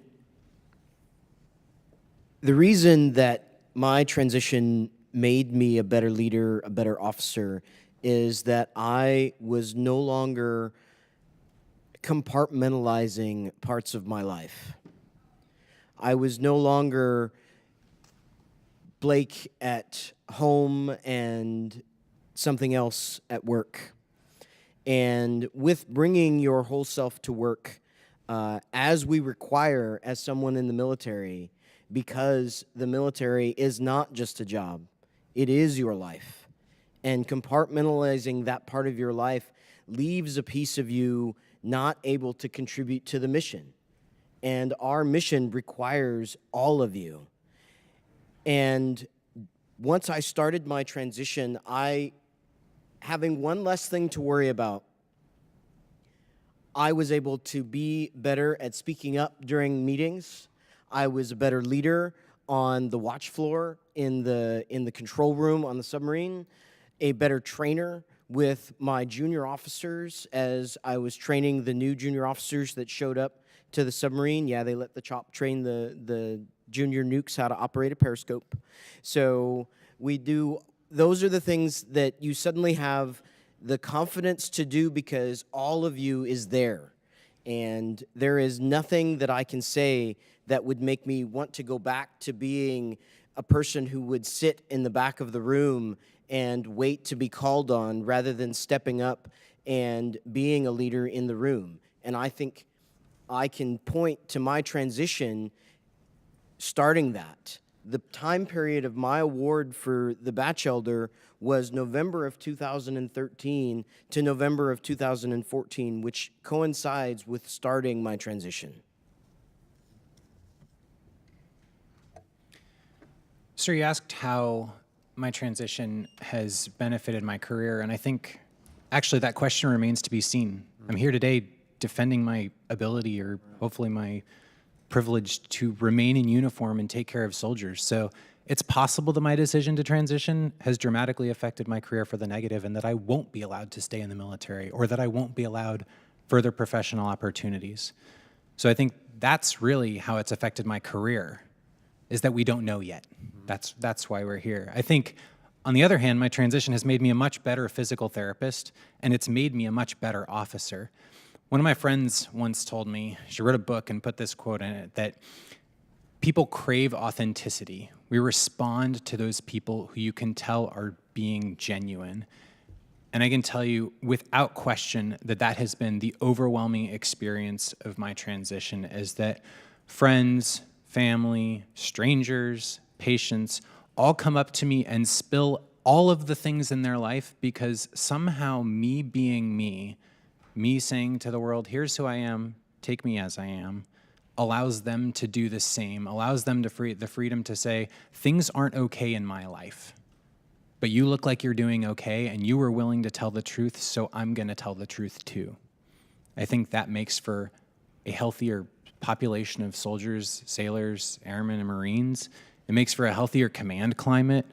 It makes commanders make smarter decisions because they have better answers from soldiers. So to me, there's no question that it's made me a better officer. I think the question is whether or not it's affected, how it's affected my career. Gentleman's time has expired. Mrs. Davis. Thank you very much, Madam Chair, and welcome to all of you. I'm so glad you're here. I had the great honor, actually, to chair this subcommittee throughout Don't Ask, Don't Tell. And so having the early hearings was just so important. And I think in our communities, what we saw was the more people who would come out, basically, and increase the familiarity that people had, that, no big deal in many ways, which is the way that the military received this out in the field. Of course, there were some people who had more difficulty with, but we can't deny that. But I think generally speaking, the transition was much smoother than people thought. And so I just want to thank you, because this is important, and in many ways you have been on the most courageous journey that most people ever take. And it's just good to have you here and talking about this. What I would like to do, I was going to ask you some of the questions about the lowest day and the best day that you've had in terms of general experience, and you've had a chance to answer that, mainly because we want to get to know you. And what is it that drives you to be the very best in your military career and also as an individual. And you've expressed that very well. I'm going to just turn to Dr. Ehrenfeld for a second because I think there is some confusion about the policies, and I'm wondering how, and maybe all of you can chime in a little bit, how do you explain to someone who is really questioning what this ban means? You know, that you're in the service, you've transitioned, and the fact that you cannot obtain medical help if you join the, as I understand it, if you join the service and you need to go through that transition. I mean, there are some absolute differences in what's being proposed. Can you very quickly just clarify so that I don't leave an impression that could be incorrect?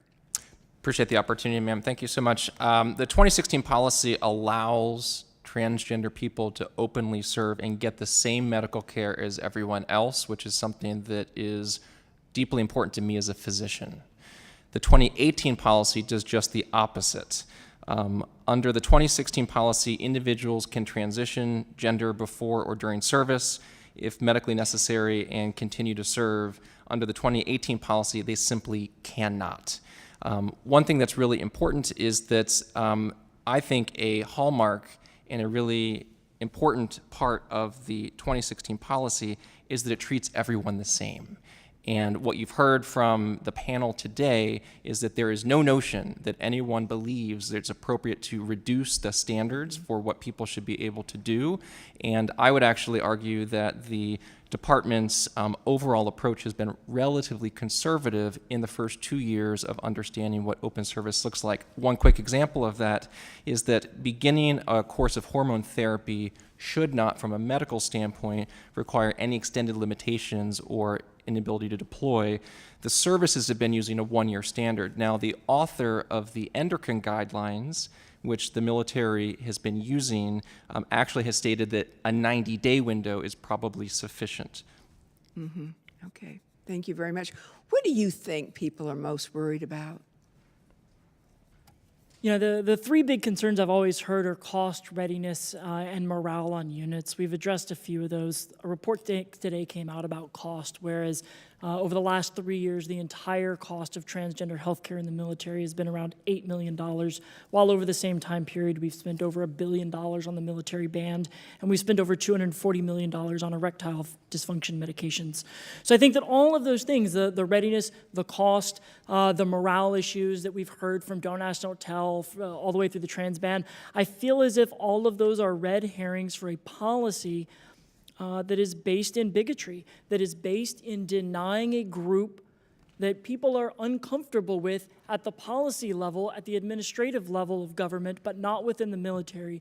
It's not a concern in the military. It's not something you hear about. It's only through the offices here in D.C. that we hear any of these issues, and my only conclusion from that is that they're not based on people who have served, but they're based on people who have not served in the military and the natural biases that they hold against people they've never met. Mm-hmm. Right, I think that's a good point. The familiarity, that not their neighbors, not the people that they invite over for dinner, and that really is an issue that we face in society. Thank you very much, all of you, for being here.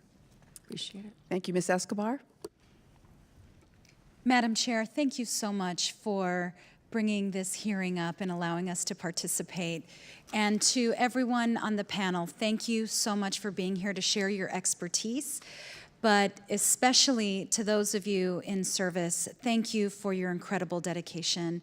Thank you for everything that you have done for this country, even in the face of what your country has at times done to you. We're going to have a little bit of an interactive session. If you could, so a part of the concern, Captain Peace, you mentioned readiness, that one of the concerns is readiness, and that the accusation about transgender service members is somehow that they are unfit for deployment. If you could, by a show of hands, who on the panel has deployed overseas?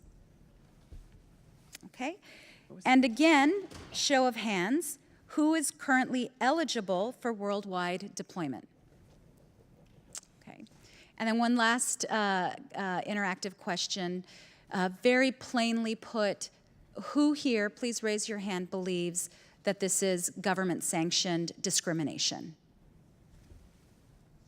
Thank you. This is a question for Captain Peace.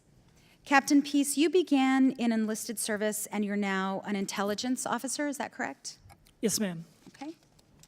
Can you tell us in detail about the promotion process required for you to get that role? So in order to become an officer as an enlisted soldier, there's a few ways to do it. You can leave service, go through an ROTC academy at one of the schools and commission through there. You can go green to gold, which is a process where you stay in the military, go to college and commission. And then there's also the officer candidate school, which is the route that I took. It requires a selection by a general officer after reviewing your panel or your packet, and then also sitting through a panel. Once approved from that, you go to Fort Benning for a 12-week intensive course that tests everything. There's multiple physical tests. There's multiple tests of military history, of doctrine, of tactics, techniques, troop leading procedures, a few weeks in the field, land navigation. It is a course to ensure that we only let those who are qualified to lead soldiers into combat that can graduate from. The concern is that on the very last day of officer candidate school, you don't simply commission to become an officer, you actually sign discharge paperwork as an enlisted soldier, and then immediately following that you sign paperwork commissioning as an officer in the United States Army. That process, that 1-minute window between receiving your discharge paperwork and signing your commission means that you require accessions. And so if this policy goes into effect, no one who is trans will be able to take the same route that I did or any other route to go from an enlisted service member to an officer in the Army. And aside from what you just described, in terms of the training, in terms of the rigors of what you have achieved, did your gender identity at any point impair your ability to achieve that? Absolutely not in any way have I ever been held back because of my gender identity or my transgender status. Thank you. I could easily ask each and every one of you a very similar question. I only get 5 minutes. I believe that the bottom line would be the same for each and every one of you, that the rigors of what you have had to go through have proven that you deserve what you have achieved. It is just that the government is trying to prevent you from achieving all that you can. Thank you very much again for your service. I yield. Ms. Hayland. Thank you, Chairwoman, and I thank you also for having this hearing. I'm happy to have all of you here.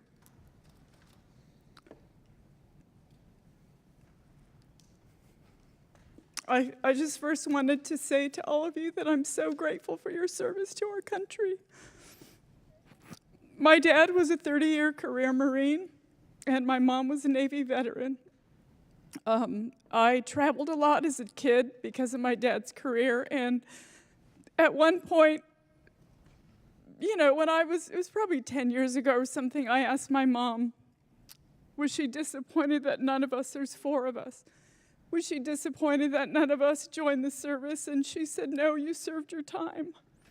So I understand that it's like, as a country, all of us should value our veterans. And I just want you to know that regardless of what the president says, there are millions of Americans who appreciate the service that you've given to our country. And I just want you to know that we do appreciate it. It's not everybody who will make a decision to say, I would die for my country, because a lot of people wouldn't. And I believe if there's one person that isn't fit to serve, we all know who that is right now, because that person devalues things that people want to do to make our country better and to move it forward. And although I can't apologize for that person, I can tell you that I will do everything in my power to make sure that we can bring back some civility and respect to the people who are serving our country. So I just wanted you to know that. My daughter's gay, and that doesn't make me more understanding. In fact, I didn't even know she was gay. And I found out from someone else, and I asked her, why didn't you tell me you were gay? And she said, do you think teenagers sit their parents down and tell them they're heterosexual? And I said, probably not. And she said, then why should I have to tell you I'm gay? And I thought, point well taken, right? Everybody should just be who they are, and everyone should accept them for that. And I want you to know that I accept you for who you are, and I just feel like right now, if you tried to be someone you're not, you would not be as effective, and you've pretty much all said that in your testimony. And I appreciate you for being so honest and so, I guess, I mean, I feel like there's so much discrimination in this country, and like those of us who care deeply about that, that's why we ran for Congress. It's one of the reasons why so many of us ran for Congress, because we want to make things right for people, for everybody, for trans people, for immigrants, for people who have been marginalized. And I come from a culture of people who were marginalized. So I apologize for going on, but I just wanted you to know that that there are so many people who just appreciate your service, and I thank you all deeply for that. I guess I could have one question, and that is, I mean, you all kind of expressed your, like, as a low point in your careers is what, this last time when the president tweeted out his tirades of discrimination toward trans service members. And how were your peers? How were the people you served with? I mean, how did they come out to support you? What did you experience from other service members, whether they were trans or not? I'm just curious what the morale is out there with the people that you're serving with. And we can start with, I don't have much time left, but Lieutenant Commander, yes, you ma'am. can answer the question, then I might have to yield. So, in my personal capacity, as I stated earlier, I'm president of an organization that supports transgender service members. And I work in a mostly civilian organization with military bosses and some military people.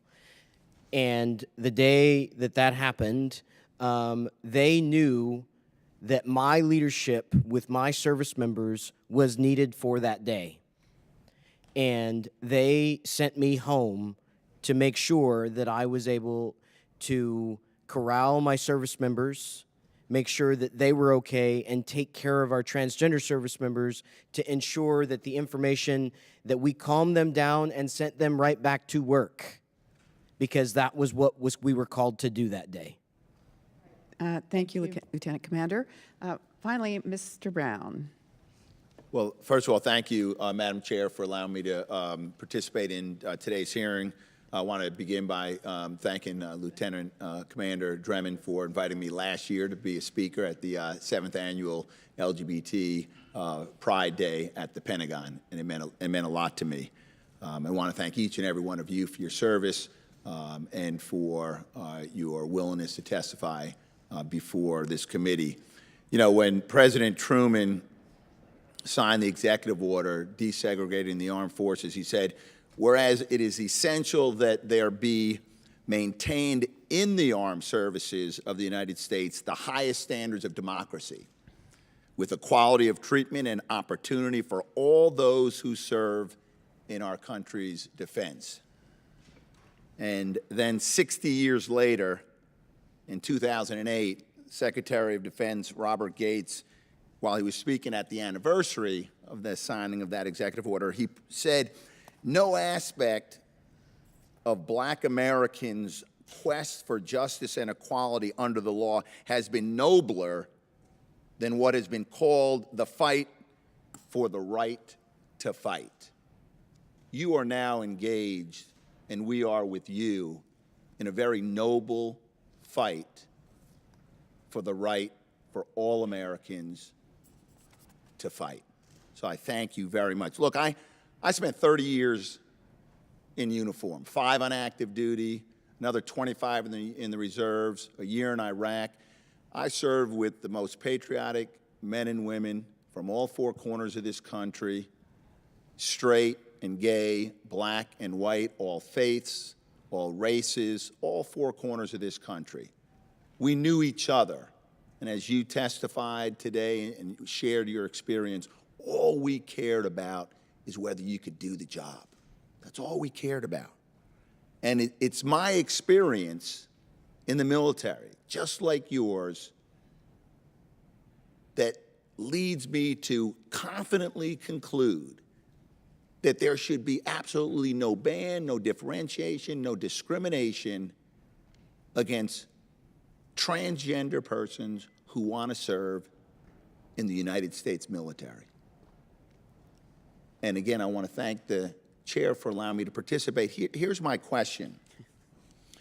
Based on your experience, particularly as you talked about your peers and the reactions from your peers, and also considering that I think all of you served before 2016 as well as after 2016, given that all 5 military chiefs, including the next chairman of the Joint Chiefs, says that transgender service members have not had any effect on readiness, and that 57 retired flag officers say that if you ban transgender service, you'll actually degrade military readiness.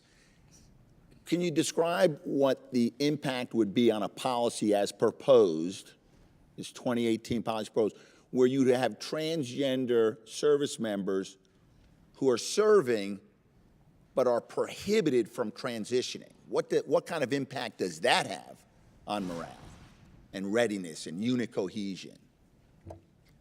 Sir, I think that there's a couple things to make clear here. And one is that the 2 policies are very different, right? So currently, transgender people can join the military, assuming they meet all other standards. Soldiers, and this comes to the point that you're making, soldiers now are allowed to seek care no matter what, whether it's trans-related or not. If the policy changes, soldiers will no longer be allowed to seek care. Soldiers, sailors, airmen, and Marines will no longer be allowed to seek care no matter what. Because if you go to mental health and say, I'm trans, and you get a diagnosis of gender dysphoria, regardless of your job performance under the new policy, you're eligible to be terminated. So we're asking service members to start hiding what's actually going on. You're also gonna, when you look at what Secretary Carter said, when we changed the policy, he said we've put commanders in a bad place because they're trying to retain talent and do the right thing by their soldiers, but the regulations aren't clear. By moving to this new policy, not only are you gonna put commanders back in the same position they were, you're not gonna put medical providers in the same position where they have to figure out, how do I treat these folks and maybe not actually give them a diagnosis so that they can continue to serve because they're doing a good job. I think it's risky and not helpful. I think it makes everybody have to make much more difficult decisions that aren't clear-cut and aren't well-regulated, which is exactly what the policy that Secretary Carter announced 2 years ago was trying to prevent and to change. Gentleman's time has expired. Let me just conclude this panel by saying that I've been in the House of Representatives now for about 11 years almost. And I can't think of a panel of witnesses that have come before this House that I have participated in that have showed more talent, courage, willingness to put forth a position that is truly appropriate, and do so with the kind of clarity and conviction that all of you have done. You are hopefully going to be part of a education that will allow us to do the right thing. You have shown extraordinary courage. I hope that this House of Representatives shows the same kind of courage to make sure that this bogus policy promoted by the Commander-in-Chief and only postponed because of a court case, that we show that this bogus policy has no business in the policies of the military or the United States of America. So thank you, each and every one of you, for the extraordinary service that you provide and for your presentations here today. Thank you. And we're now going to take a brief couple-minute recess and transfer to the second panel. Thank you all very much.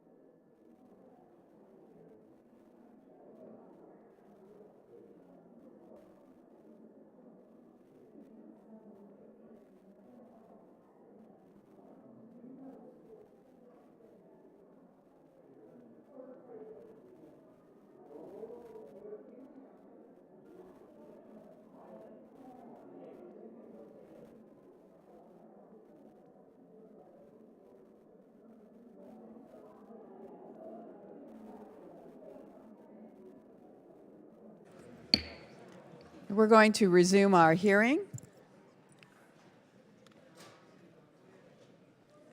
Those of you that would like to have a conversation, please take them out of the room.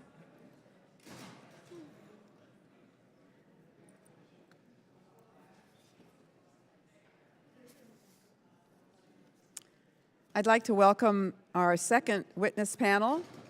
I understand that Mr. Stewart will be making one opening statement for both witnesses. We respectfully ask that you summarize your testimony in 5 minutes or less. Your written comments and statements will be made part of the hearing record. Our second panel consists of the Honorable James Stewart, performing the duties of the Undersecretary of Defense for Personnel and Readiness at the Department of Defense, and Vice Admiral Raquel Bono, the Director of Defense Health Agency. With that, Mr. Stewart, you can begin. Chairman Spear, Ranking Member Kelly, and members of the subcommittee, I appreciate the opportunity to discuss the important issue of military service by transgender individuals. Prior to being confirmed as the Assistant Secretary of Defense for Manpower and Reserve Affairs, I served for 37 years in the active and reserve components of the United States Air Force and retired as a Major General. As both a service member and a senior civilian official of the Department of Defense, I have greatly appreciated the work of this committee in support of the men and women of the United States military. Until recently, department policy and practice precluded the accession and retention of transgender individuals. However, in 2016, the department announced significant changes which made clear that no one could be denied accession or involuntarily discharged from service solely based on gender identity. The 2016 policy allowed service by transgender individuals without a history of gender dysphoria or transition, if they could meet the standards associated with their biological sex, to include medical fitness, physical fitness, body fat, uniform and grooming, birthing and bathroom standards. The 2016 policy also allowed those with a history of gender dysphoria or transition to join the military in their preferred gender, so long as they were stable for at least 18 months.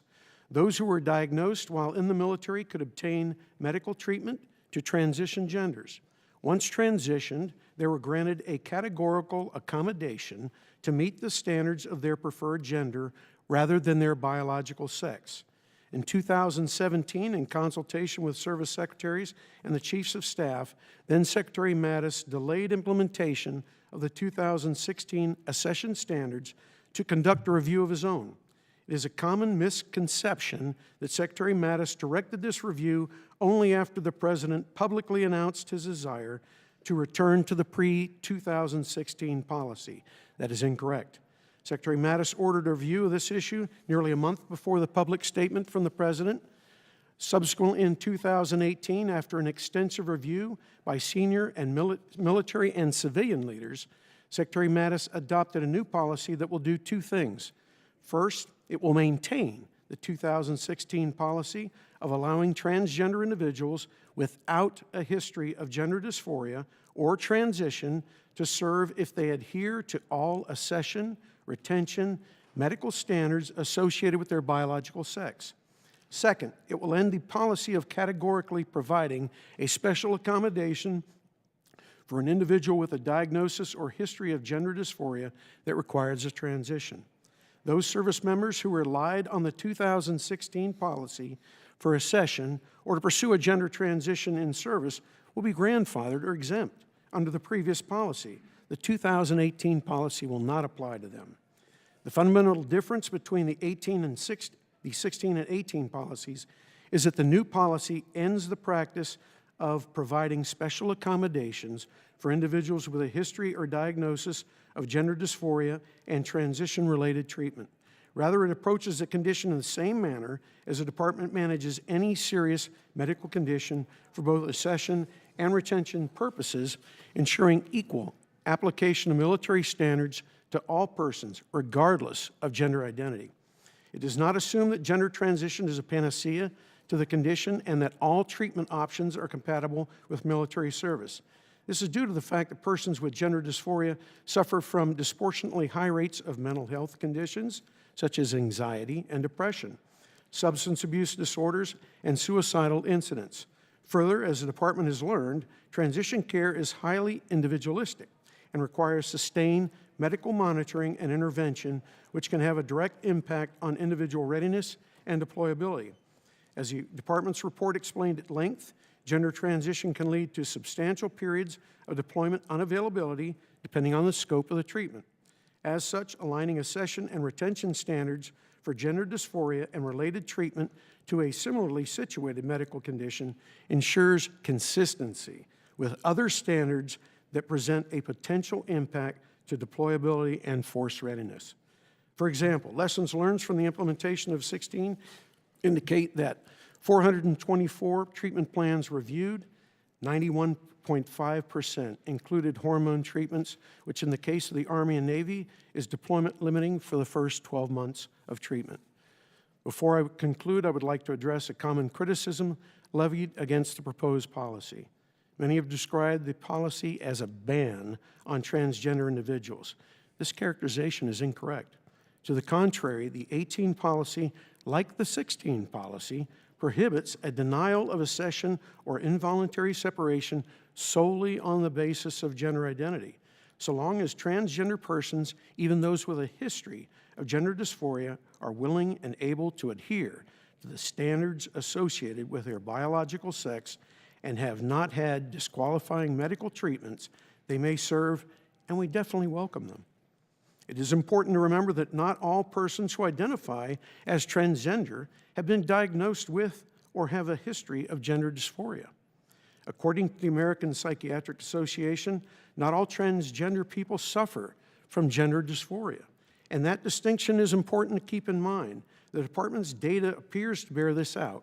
For example, 8,900 active duty service members identify as transgender according to a 2016 DoD survey. Yet, as of 1st of February 2018, only 937 have been diagnosed with gender dysphoria. In proposing a new policy, the department is aware that some former officials and military leaders, along with advocacy groups and certain medical communities of practice, have reached a different judgment on this issue. But as we will discuss today, the realities associated with a medical condition called gender dysphoria and the accommodations required for that gender transition in the military are far more complicated than we may assume.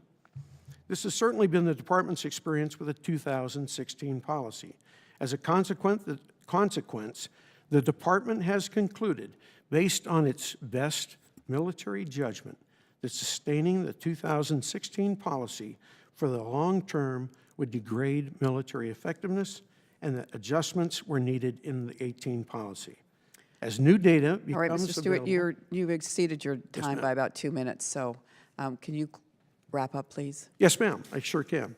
As new data becomes available that better informs our assessment risks, the department is committed to reviewing that data in depth, as it does with all other situations like this condition, to inform our future policy considerations. And, Ms. Chairman, thank you very much for your time. All right, Mr. Kelly. Thank you, Madam Chairman. And Mr. Stewart, could you describe the research that went into developing the MADIS policy?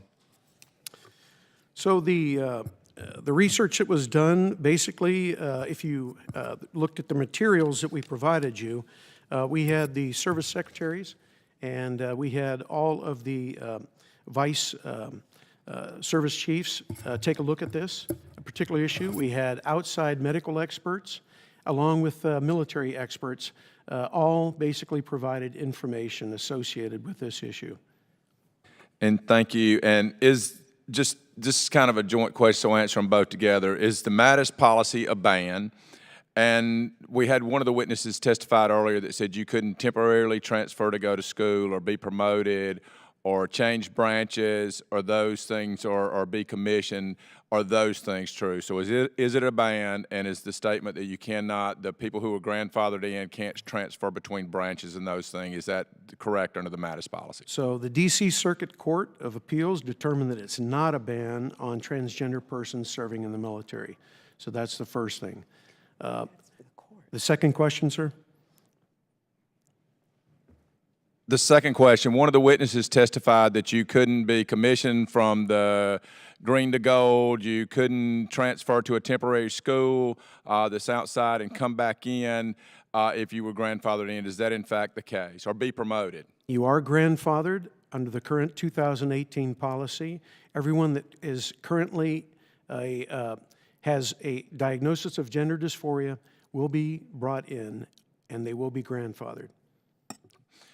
And Vice Admiral Bono, could you explain some of the comorbidities that are associated with gender dysphoria? Yes, sir. Thank you. So the comorbidities that we've seen associated with gender dysphoria are typically depression, suicidal ideation, and anxiety. And then these are real short answer questions. What is the average period of non-deployability for a service member undergoing gender reassignment? So it depends on the types of procedures they've had. For some of the, as you heard some of the panelists talk about, the recovery time was very quick, sometimes just a few weeks, from 4 to 6, and sometimes 8 weeks. With some of the more extensive surgery, that can go from 3 to 6 months. And then, Mr. Stewart, final question. How often does the Department of Defense review medical and behavioral health accession and retention standards, and what is the process for this review?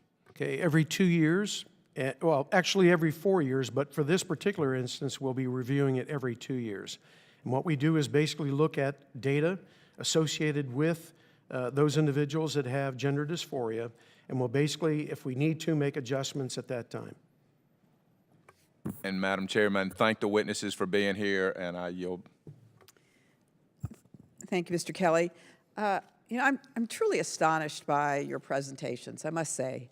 You've just had the opportunity to listen to 5 transgender service members, 10, 15 years, many of them leaders, many of them deployed multiple times. And can you honestly tell us that their service is any less valuable than those of their peers? I don't think anyone's questioning their service, ma'am. Well, but by virtue of having this policy, you're questioning the ability of transgender persons to serve. Ma'am, this policy is not about transgender individuals. This is about a diagnosis. This is about gender dysphoria.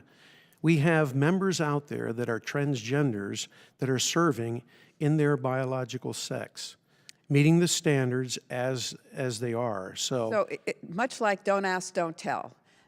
You can serve if you're transgender, but you're going to only be able to serve in your birth gender. So you're going to have to hide the fact that you're transgender. You're not going to be able to transition. That's a policy that is, belongs in the dark ages, not in a military of the 21st century. And so, as far as don't ask, don't tell, I believe was not based on a medical condition. So this particular policy is written for a medical condition called gender dysphoria. So, Vice Admiral Bono, you referenced that there's this higher percentage of depressions. We already know in the military generally that we have a serious problem with suicides. So the question I have, all military applicants are screened for suicidality and mental health. So trans service members would have to meet those standards, would they not?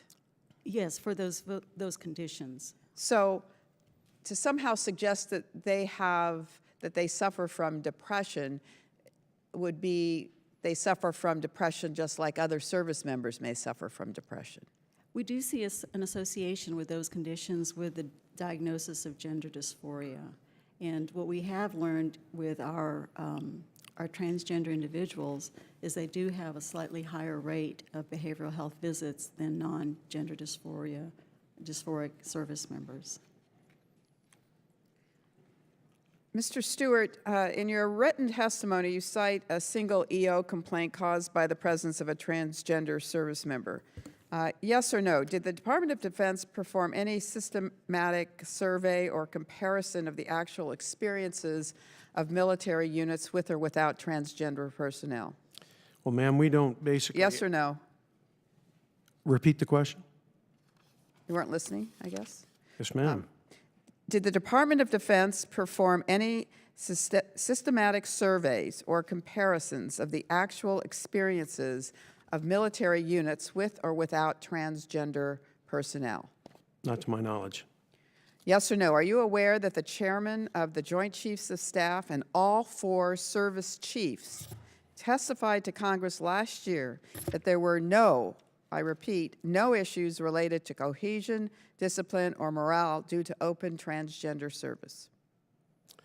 So I believe you asked them about the service of transgender individuals. You did not ask them about gender dysphoria. Did they all testify that there were no issues related to cohesion and discipline? Since we don't track transgender individuals, it would be tough for them to determine whether this particular situation that we're talking about with a medical condition would apply. Have you conducted a study on how many of the commanders of the over 14,700 estimated transgender service members have faced issues of readiness or unit cohesion? Not to my knowledge. You have not. Do commanders at all levels have to constantly deal with medical readiness issues and unit cohesion challenges? Yes, they do. Transgender service members have been serving openly and deploying for the last 2.5 years. Many medical conditions such as pregnancy, gallbladder disease, appendicitis, broken bones make service members temporarily non-deployable. Is that correct? That is correct. And if you are pregnant, there is evidently a 16-month period in which you are not deployable? I couldn't answer that, Admiral Bowman. That's correct. That's correct. So why is the issue of temporary non-deployability of trans service members seen as something different than that of any other service member with a particular condition? So the information that we have is that time off or the time away from duty for the Army was about 167 days. For the Air Force, it was about 159. We provide common standards that promote fairness.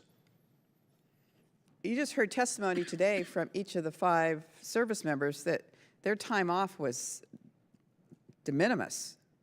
Many of them did it during holiday breaks, vacation time, 7 weeks, 2 weeks. I mean, that does not reflect the experiences that you're suggesting. No, ma'am, and basically we had a panel of experts take a look at this, and this is what they came up with. Well, did they talk to these 5 persons? I'm sure they did, but I don't know. I wasn't around during that time frame. All right.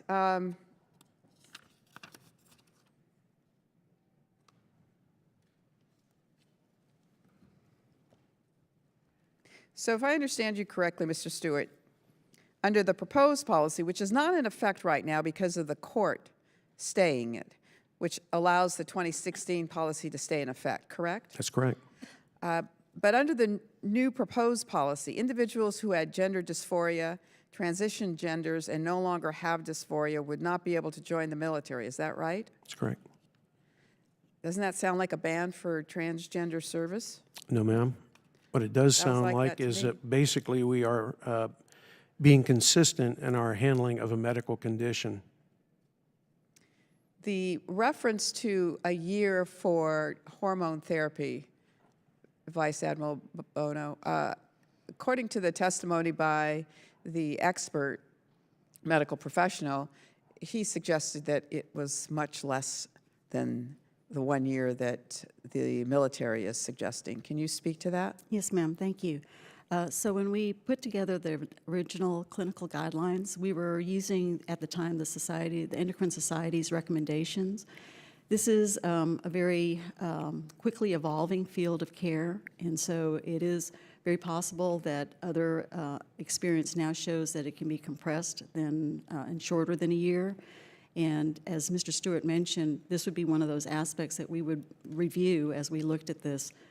So when might you do that? We'll probably do it every 2 years, ma'am, is when we go ahead and review policies. So when was the last policy, 2018? Yes, ma'am. So it would be 2020? Yes, ma'am. All right. Ms. Trahan? Thank you, Madam Chair. Mr. Stewart, I'm going to be quick because I have a lot to cover in my 5 minutes. First, thank you for your service. Appreciate you being here today. Before this assignment, you were an Air Force Major General. You logged 4,700 hours of flight time in your 37 years in active duty and in the reserves. I'm sure the Air Force invested a lot in you, and it paid off. Do you know the total cost of training a combat-ready pilot today? No. The cost to train a single fifth-generation fighter pilot is approximately $11 million today, and I'm sure you're aware of the stunning pilot shortage that we have. 1 out of 4 of all Army, Air Force, and Marine Corps billets are empty, and today we learned that we missed our recruiting goals. Are you aware of any transgender pilots currently serving openly, and if so, how many? I wouldn't be aware of that because, again, you have to identify yourself as a transgender. We don't track it in the Department of Defense. Fair. Would you say that this ban is actually counterproductive to the readiness of the military by hindering our retention ability, given the critical shortages that we already have? And so we were dealing with what you're calling a ban. What we're talking about is a medical condition, which we're basically going ahead and making it fair for all as far as accession standards. Okay. Well, I just want to talk about the cost and our readiness a little bit, because there is a risk of, as we learned here today, of people who have transitioned to, if they leave service, not being able to come back. And that is an enormous cost to our military and to our readiness. So despite what the President will have us believe, the medical costs of a transition-related health care, it's actually not making a dent in the Department of Defense's overall health care budget. The DoD has spent only $8 million on transgender-related medical costs since 2016. That is only 0.016% of 1 year of the Pentagon's total annual health care spend. So if I'm doing my math right, the retraining cost of losing just one transgender military pilot is 3 times more than the entire transition-related care for the military in 1 year. So my question is, and you probably have figured it out, why would the Department of Defense spend more money replacing pilots we can't even afford to lose when we're already so short on pilots that we're in a readiness crisis? And so for those individuals, there are a waiver available, but ultimately, the retention piece is very, very difficult issue as far as retaining them, but we're not talking about a transgender individual and kicking them out just based on the fact that they are self-identified as a transgender. The whole policy here that we've been looking at is a condition. And so ultimately, like all medical conditions... I'm so sorry. I think the outcomes will be the same. We're actually going to add to the shortage that we already have today and put our readiness at risk. But I'm gonna switch gears.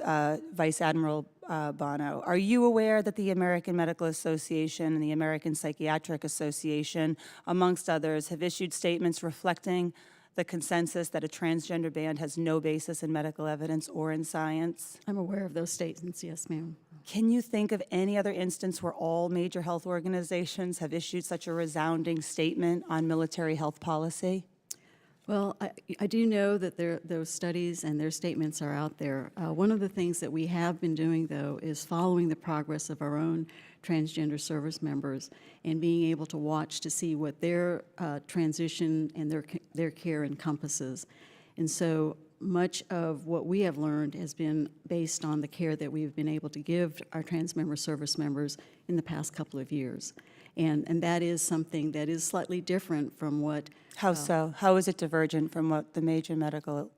So thank you. So what we've observed with our transgender service members is their behavioral health visits are 22 visits per person, as opposed to 2 for the non-gender dysphoric service members. We also see a higher rate of suicidal ideation.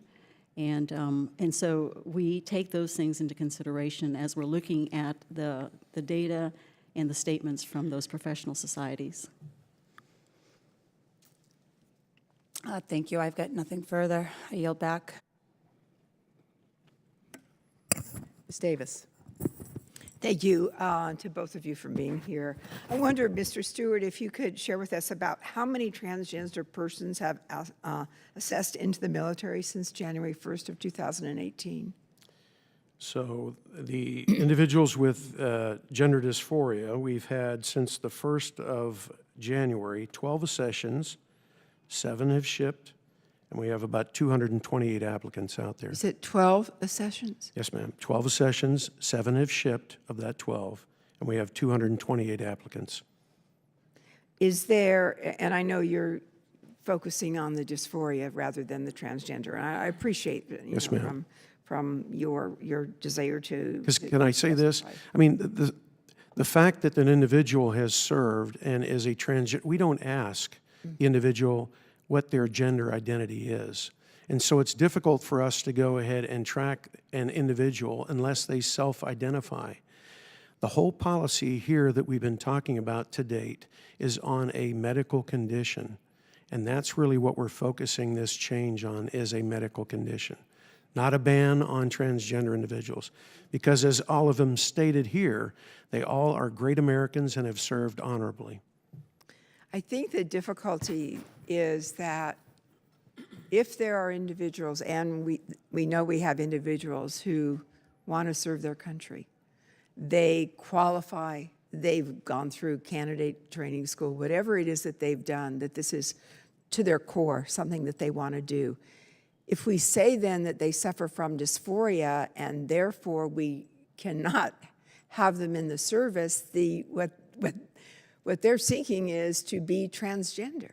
I mean, we're kind of saying, you know, it's not like some other medical condition so much, but it's we can have them serve with great dignity and distinction once they are through the process of dysphoria. Correct? I mean, that's true that they may suffer from that in your eyes, but the fact that they are seeking to change that medical diagnosis. Yes, ma'am, I understand your point. As part of the service, as part of their ability to go on and serve. Sure. And to go on and go up the career ladders. And so ultimately what we're talking about is accommodation from standards. We have other illnesses, or excuse me, conditions out there that basically do not have the benefits associated with having direct access into the military. So for instance, other surgeries that are done out there are not treated the same as this particular condition, which is called gender dysphoria. So if I had a surgery on the outside, it would be disqualifying to bring that individual in under the current standards. What we have right now with a 2016 accession standard associated with gender dysphoria is a special case where we have an individual that we can bring in, and if they meet our standards for a certain amount of time, then we'll bring them on. Not the case for, say, a heart condition or something else. But what we're looking at is the possibility that that will change, and that those individuals then would not be able to go on and serve their country in the way that they have a calling, and that they're contributing to our national security. I think that what is it about that in terms of what's required for them to make that transition, which is a difficult one, but to make that transition, that is you find, not you personally, but that the agency finds so problematic? I mean, is it the cost alone? The fact that people are going for more sessions with a therapist? I think what we want is for our military who are serving well to access those services. Yes, ma'am. One of the greatest problems that we've had is that they don't. and that they feel that it's not acceptable. And what happens? Some of them, as we know, commit suicide, and their families are affected so greatly by that. So I think that there is this disconnect that we're talking about, where if we were more, if we could see that as a transition, that it is not unlike some other possibilities that people bring to the service, that we would have the benefit of their service.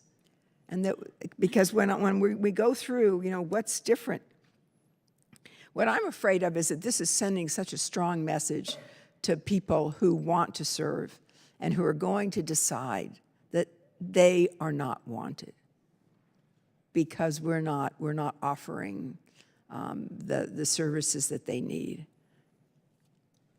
I just don't see that that we need to do that. And I guess the other question, very, looks like my time is up. I'm sorry. But okay, well, we'll go through. But it sounds like this decision was not one that people took part in, and that's a problem. They actually were. They had a number of individuals, to include the individual members that are currently serving, transgenders. They also had, before the panel of experts, both civilian and medical experts that came before them. They had commanders of transgender individuals, and so we had a large number of individuals before the panel of experts that were basically looking at all of these issues before coming up with the current policy. Mr. Stewart, thank you. Yes, ma'am. Ms. Davis. Mr. Stewart, would you make available to this committee the transcripts of that particular panel discussion, please?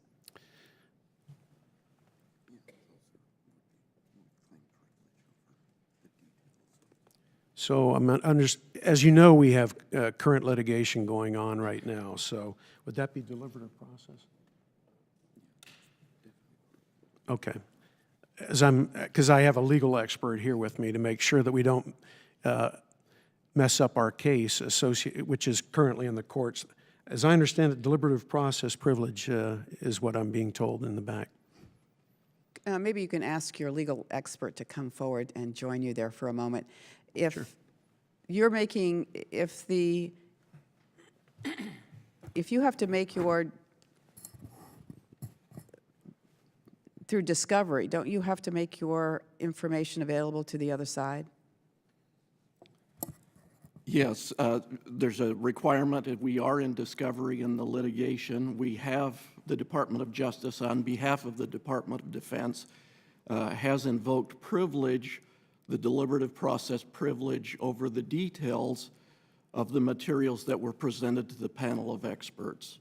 There's general information that's made available in the DoD report, but the specifics of who recommended what, You can redact the we've names. invoked privilege. I think that, well, you're invoking a privilege, but has the court upheld it? No, it's currently being litigated. That's being litigated. All right. Presuming that you lose in that regard, and that information becomes available to the other side in discovery, then you should be in a position to make it available to this committee.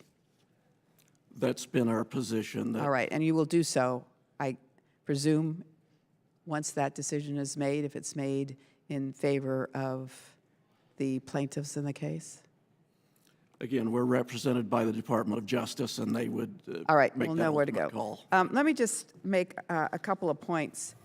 As I understand it, and this is for you, Vice Admiral Bono, right now it is required that trans service members meet weekly with a therapist. Is that correct? Whether they need it or not? I'm not aware of the treatment plans for each of the transgender service members who are diagnosed with gender dysphoria. Well, that's what I'm being told, that they are required to meet weekly with a therapist, and in some respects, there are experts are saying that that's likely overprescription. I'm sorry, ma'am. Maybe could you look into that Yes, for us ma'am, and of report course. back? And then I'm also being told that gender dysphoria is treated like other highly treatable conditions. There's post-op, patients are stable and able to serve according to the American Medical Association and the American Psychiatric Association. Yes, ma'am. That is the case. Yes, ma'am.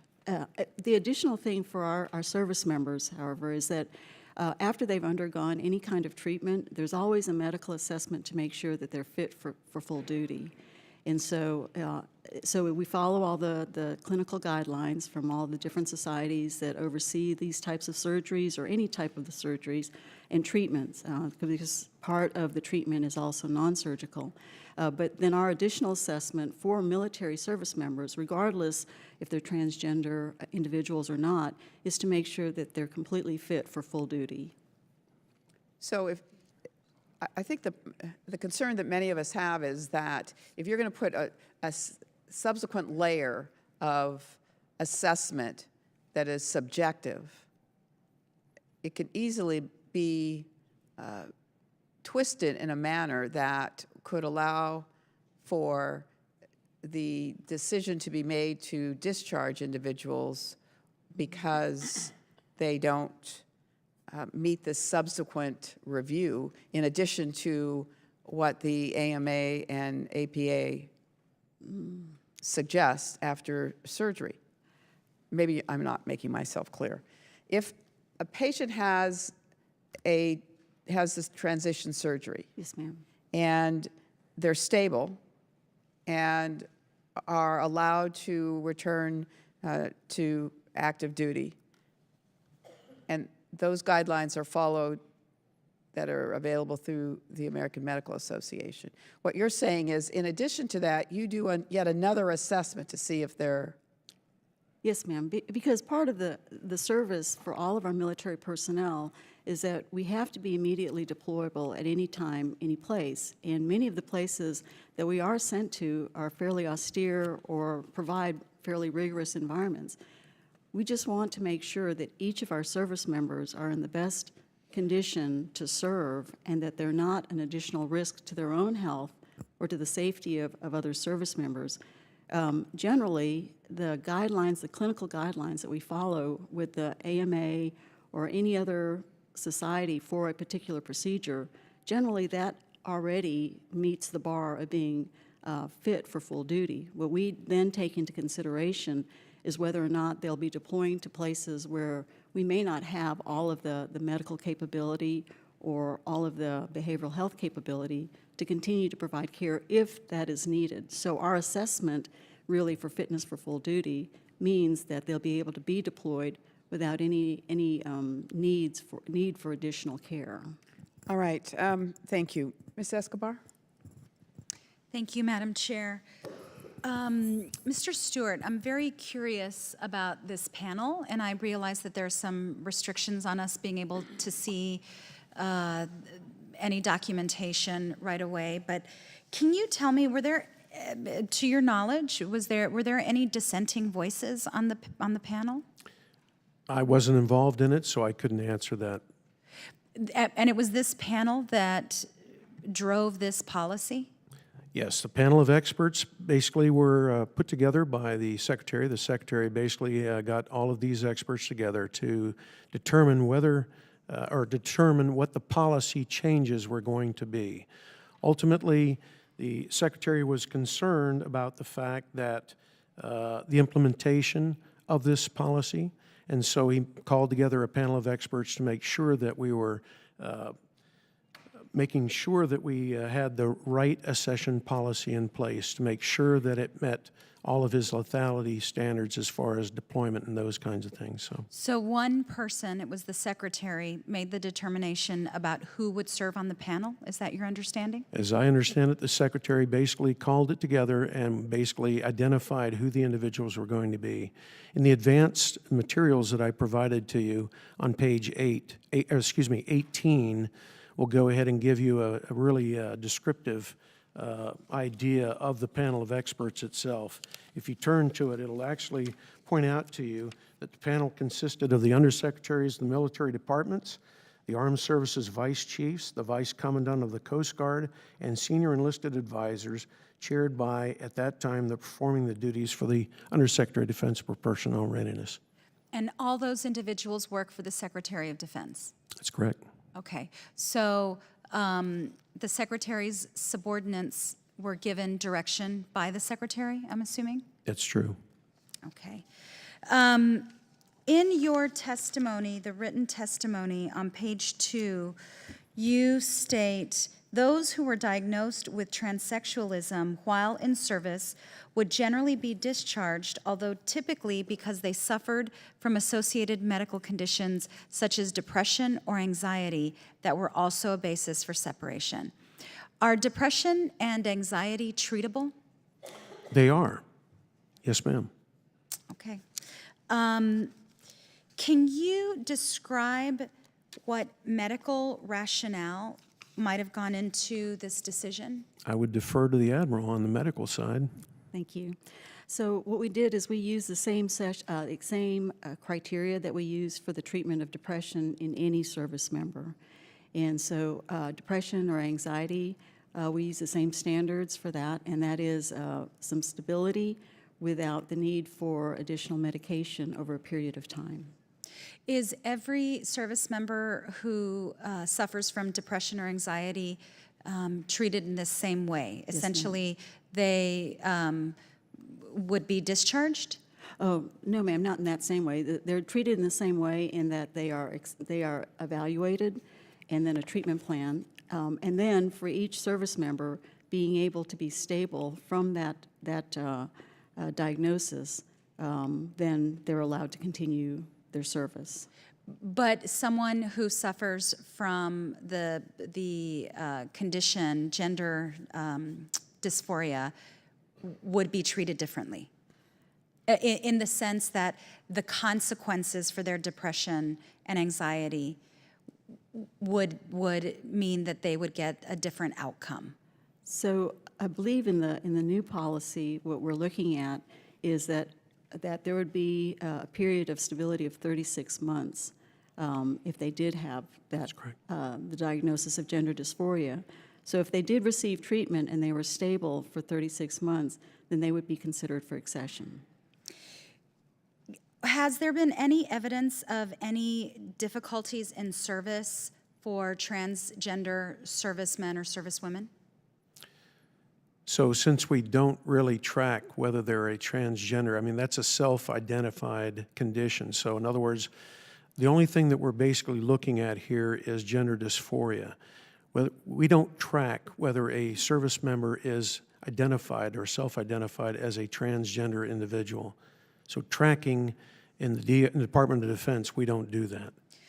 Well, if the individuals before us today were any indication of the caliber of service member, we are really losing out on an incredibly talented group of patriots. I have one last can I question answer that? Because So, I have go ahead. my Yes, ma'am. time's Go running ahead. out. Sorry. How is this not discrimination? We are looking at a condition. We're not looking at discriminating against someone who self-identifies as a transgender individual. I'm out of time. Thank you, Mr. Brown. Thank you.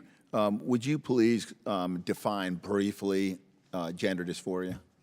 Yes, sir. Gender dysphoria is a marked incongruence between somebody's identity, gender identity, and their gender assigned at birth. Right, and you said incongruity? Yes, sir. And what does that mean?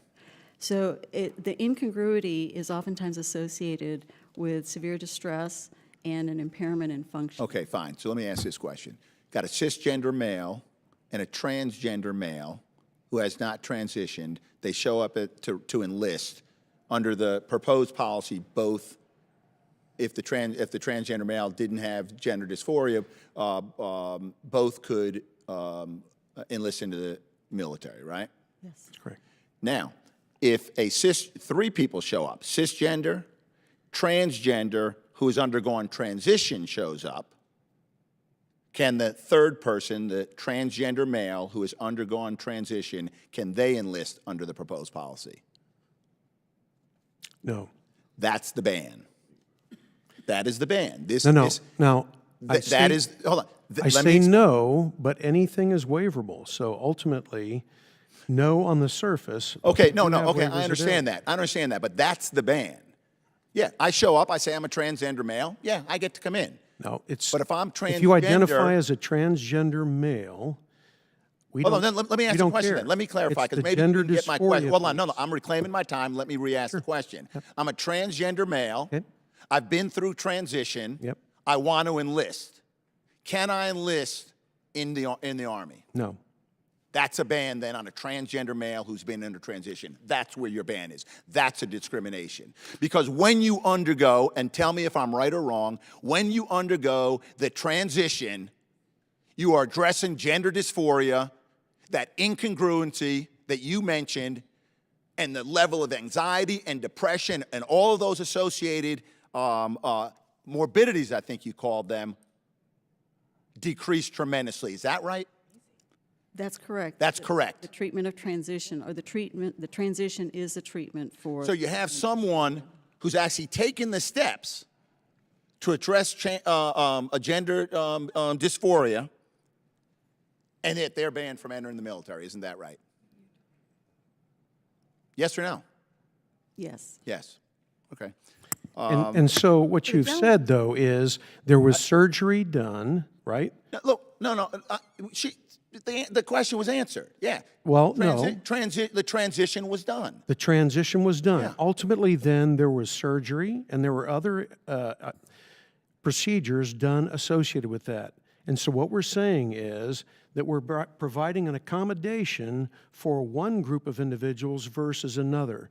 Because if you were to go ahead and provide that individual that opportunity, now another individual who has some other type of surgery, like heart surgery, something like that, that individual. I'm going to reclaim my cannot get time. in. I'm going to reclaim my time because we are not talking about heart surgery and diabetes. We are talking about a group of Americans who identify as transgender. I have never seen a group of Americans, okay, who are prone to heart attacks, who come lobbying Congress and saying, give us the right to serve, even though the risk of heart attack is very great because I've already had 3 or 4. That's mixing apples and oranges, and I don't appreciate that. I hear about special accommodations. The same thing was said about African Americans when they want to enter the Army in an integrated Army in 1948. Same thing was said about gay, lesbian, and bisexual members that wanted to serve. And that's where, yes, it is like don't ask, don't tell, because there is a difference. You're gay, lesbian, bisexual, but you don't want to do so in the open, you can serve. You're transgender, and only if you agree not to transition, then you can serve. That's just like don't ask, don't tell. So this conversation about, well, we don't ask about transgender, we just go for gender dysphoria, and then when someone addresses it, they're not allowed to come into the military, that's a problem. I yield back the balance of my time. Brown, thank you. I'd like to just follow up on Mr. Brown's questioning, because it would appear that the issue around transgender is this issue around gender dysphoria. That's the big concern. If someone has already had the surgery, has transitioned, the likelihood of gender dysphoria drops dramatically. So to Mr. Brown's question, how could you possibly deny that individual the opportunity to serve if they want to? And I go back to my earlier statement, which is a surgery that was done, other treatment that was done for that particular individual, that provides a accommodation from standards. We have other individuals that would like to assess that basically have other types of surgeries. And so ultimately, ma'am, those particular surgeries keep an individual from coming in. I'll give you an example. An individual that has, as I mentioned before, a heart condition and basically has had the surgery. If we were to go ahead and let them in, well, we don't let them in I essence. know, but you're talking, Mr. Stewart, of a health condition. And what we're talking about we're here is a health condition No. called gender dysphoria. Yes, No, ma'am. but they don't have gender dysphoria anymore. They've taken care of it. They've had the transitional surgery. And so, back to my earlier comment, if they have the surgery, other surgeries are disqualifying that we have out there in the accession world. Yes, ma'am. So there are You're not helping your case, I regret to tell you, but go ahead, Vice Admiral. Thank you. There are certain surgical procedures or certain surgeries that people have that are already disqualifying for military service. And so that's part of the consideration, is that there are surgical procedures. Can you give us an example? Yes, ma'am. So surgery for cancers, those are disqualifying for coming into the service. We do know that even though somebody may have had a cancer diagnosis and they successfully have the surgery which cures their cancer and they are in remission, by virtue of the fact that they've had that diagnosis and the surgery, they're disqualified for military service. There are other surgical procedures of the same way. Back surgery is another one. So there's a whole range, and in this case, the surgical procedures for transition are considered disqualifying. But it's disqualifying in part because if you've had back surgery, the likelihood of you being able to meet the physical standards, or you have cancer and it's in remission, but it's potentially going to reoccur, may impact your ability to meet the physical standards. If you have had transition surgery and you can meet all the physical standards, how can we possibly deny that individual from serving? I mean, you're in a difficult position. I understand. Madam Chair, Yes. if we at some point, I accommodated and went an hour later, and I obviously would at some point if we can. But there is one condition, if I may comment. I had a application for West Point a couple of years ago, and it happened to be a friend of mine, and he had a condition where he was born, his child was born, and I don't know the medical terminology, but it was on the bottom instead of the front, and that was disqualifying. But it was waiver. No, not birth. And it was. And if you know the medical term, please tell me so I don't. But Hypospadias? yeah, and it was disqualifying, but there's a waiver for that process, like there are any medical processes, diabetes or scoliosis or flat feet or sleep apnea, a list of conditions which are disqualifying from entry, but there's a waiver for those if you can show that you're completely recovered. Is that correct, Vice Admiral Bono? Yes, sir, that's correct. All right. Is there any further questions? No. All right. We want to thank both our witnesses. Thank all of you for attending, and this committee hearing stands adjourned. I just wanted to ask a question. I kind of understand a little bit, and I don't know whether it's a medical condition. I think that's the question, is whether or not it's a medical condition or not. But if it is, then there are several that are disqualifying that are steep. But this guy, the bottom line is, when he was born as an infant, rather than being able to urinate out the front, the child, it was underneath. It was corrected at birth. Never had any issues, and the kid's 18 years old, and I literally had to go through an act of Congress to get a waiver for this kid. Well, that's the problem with this place.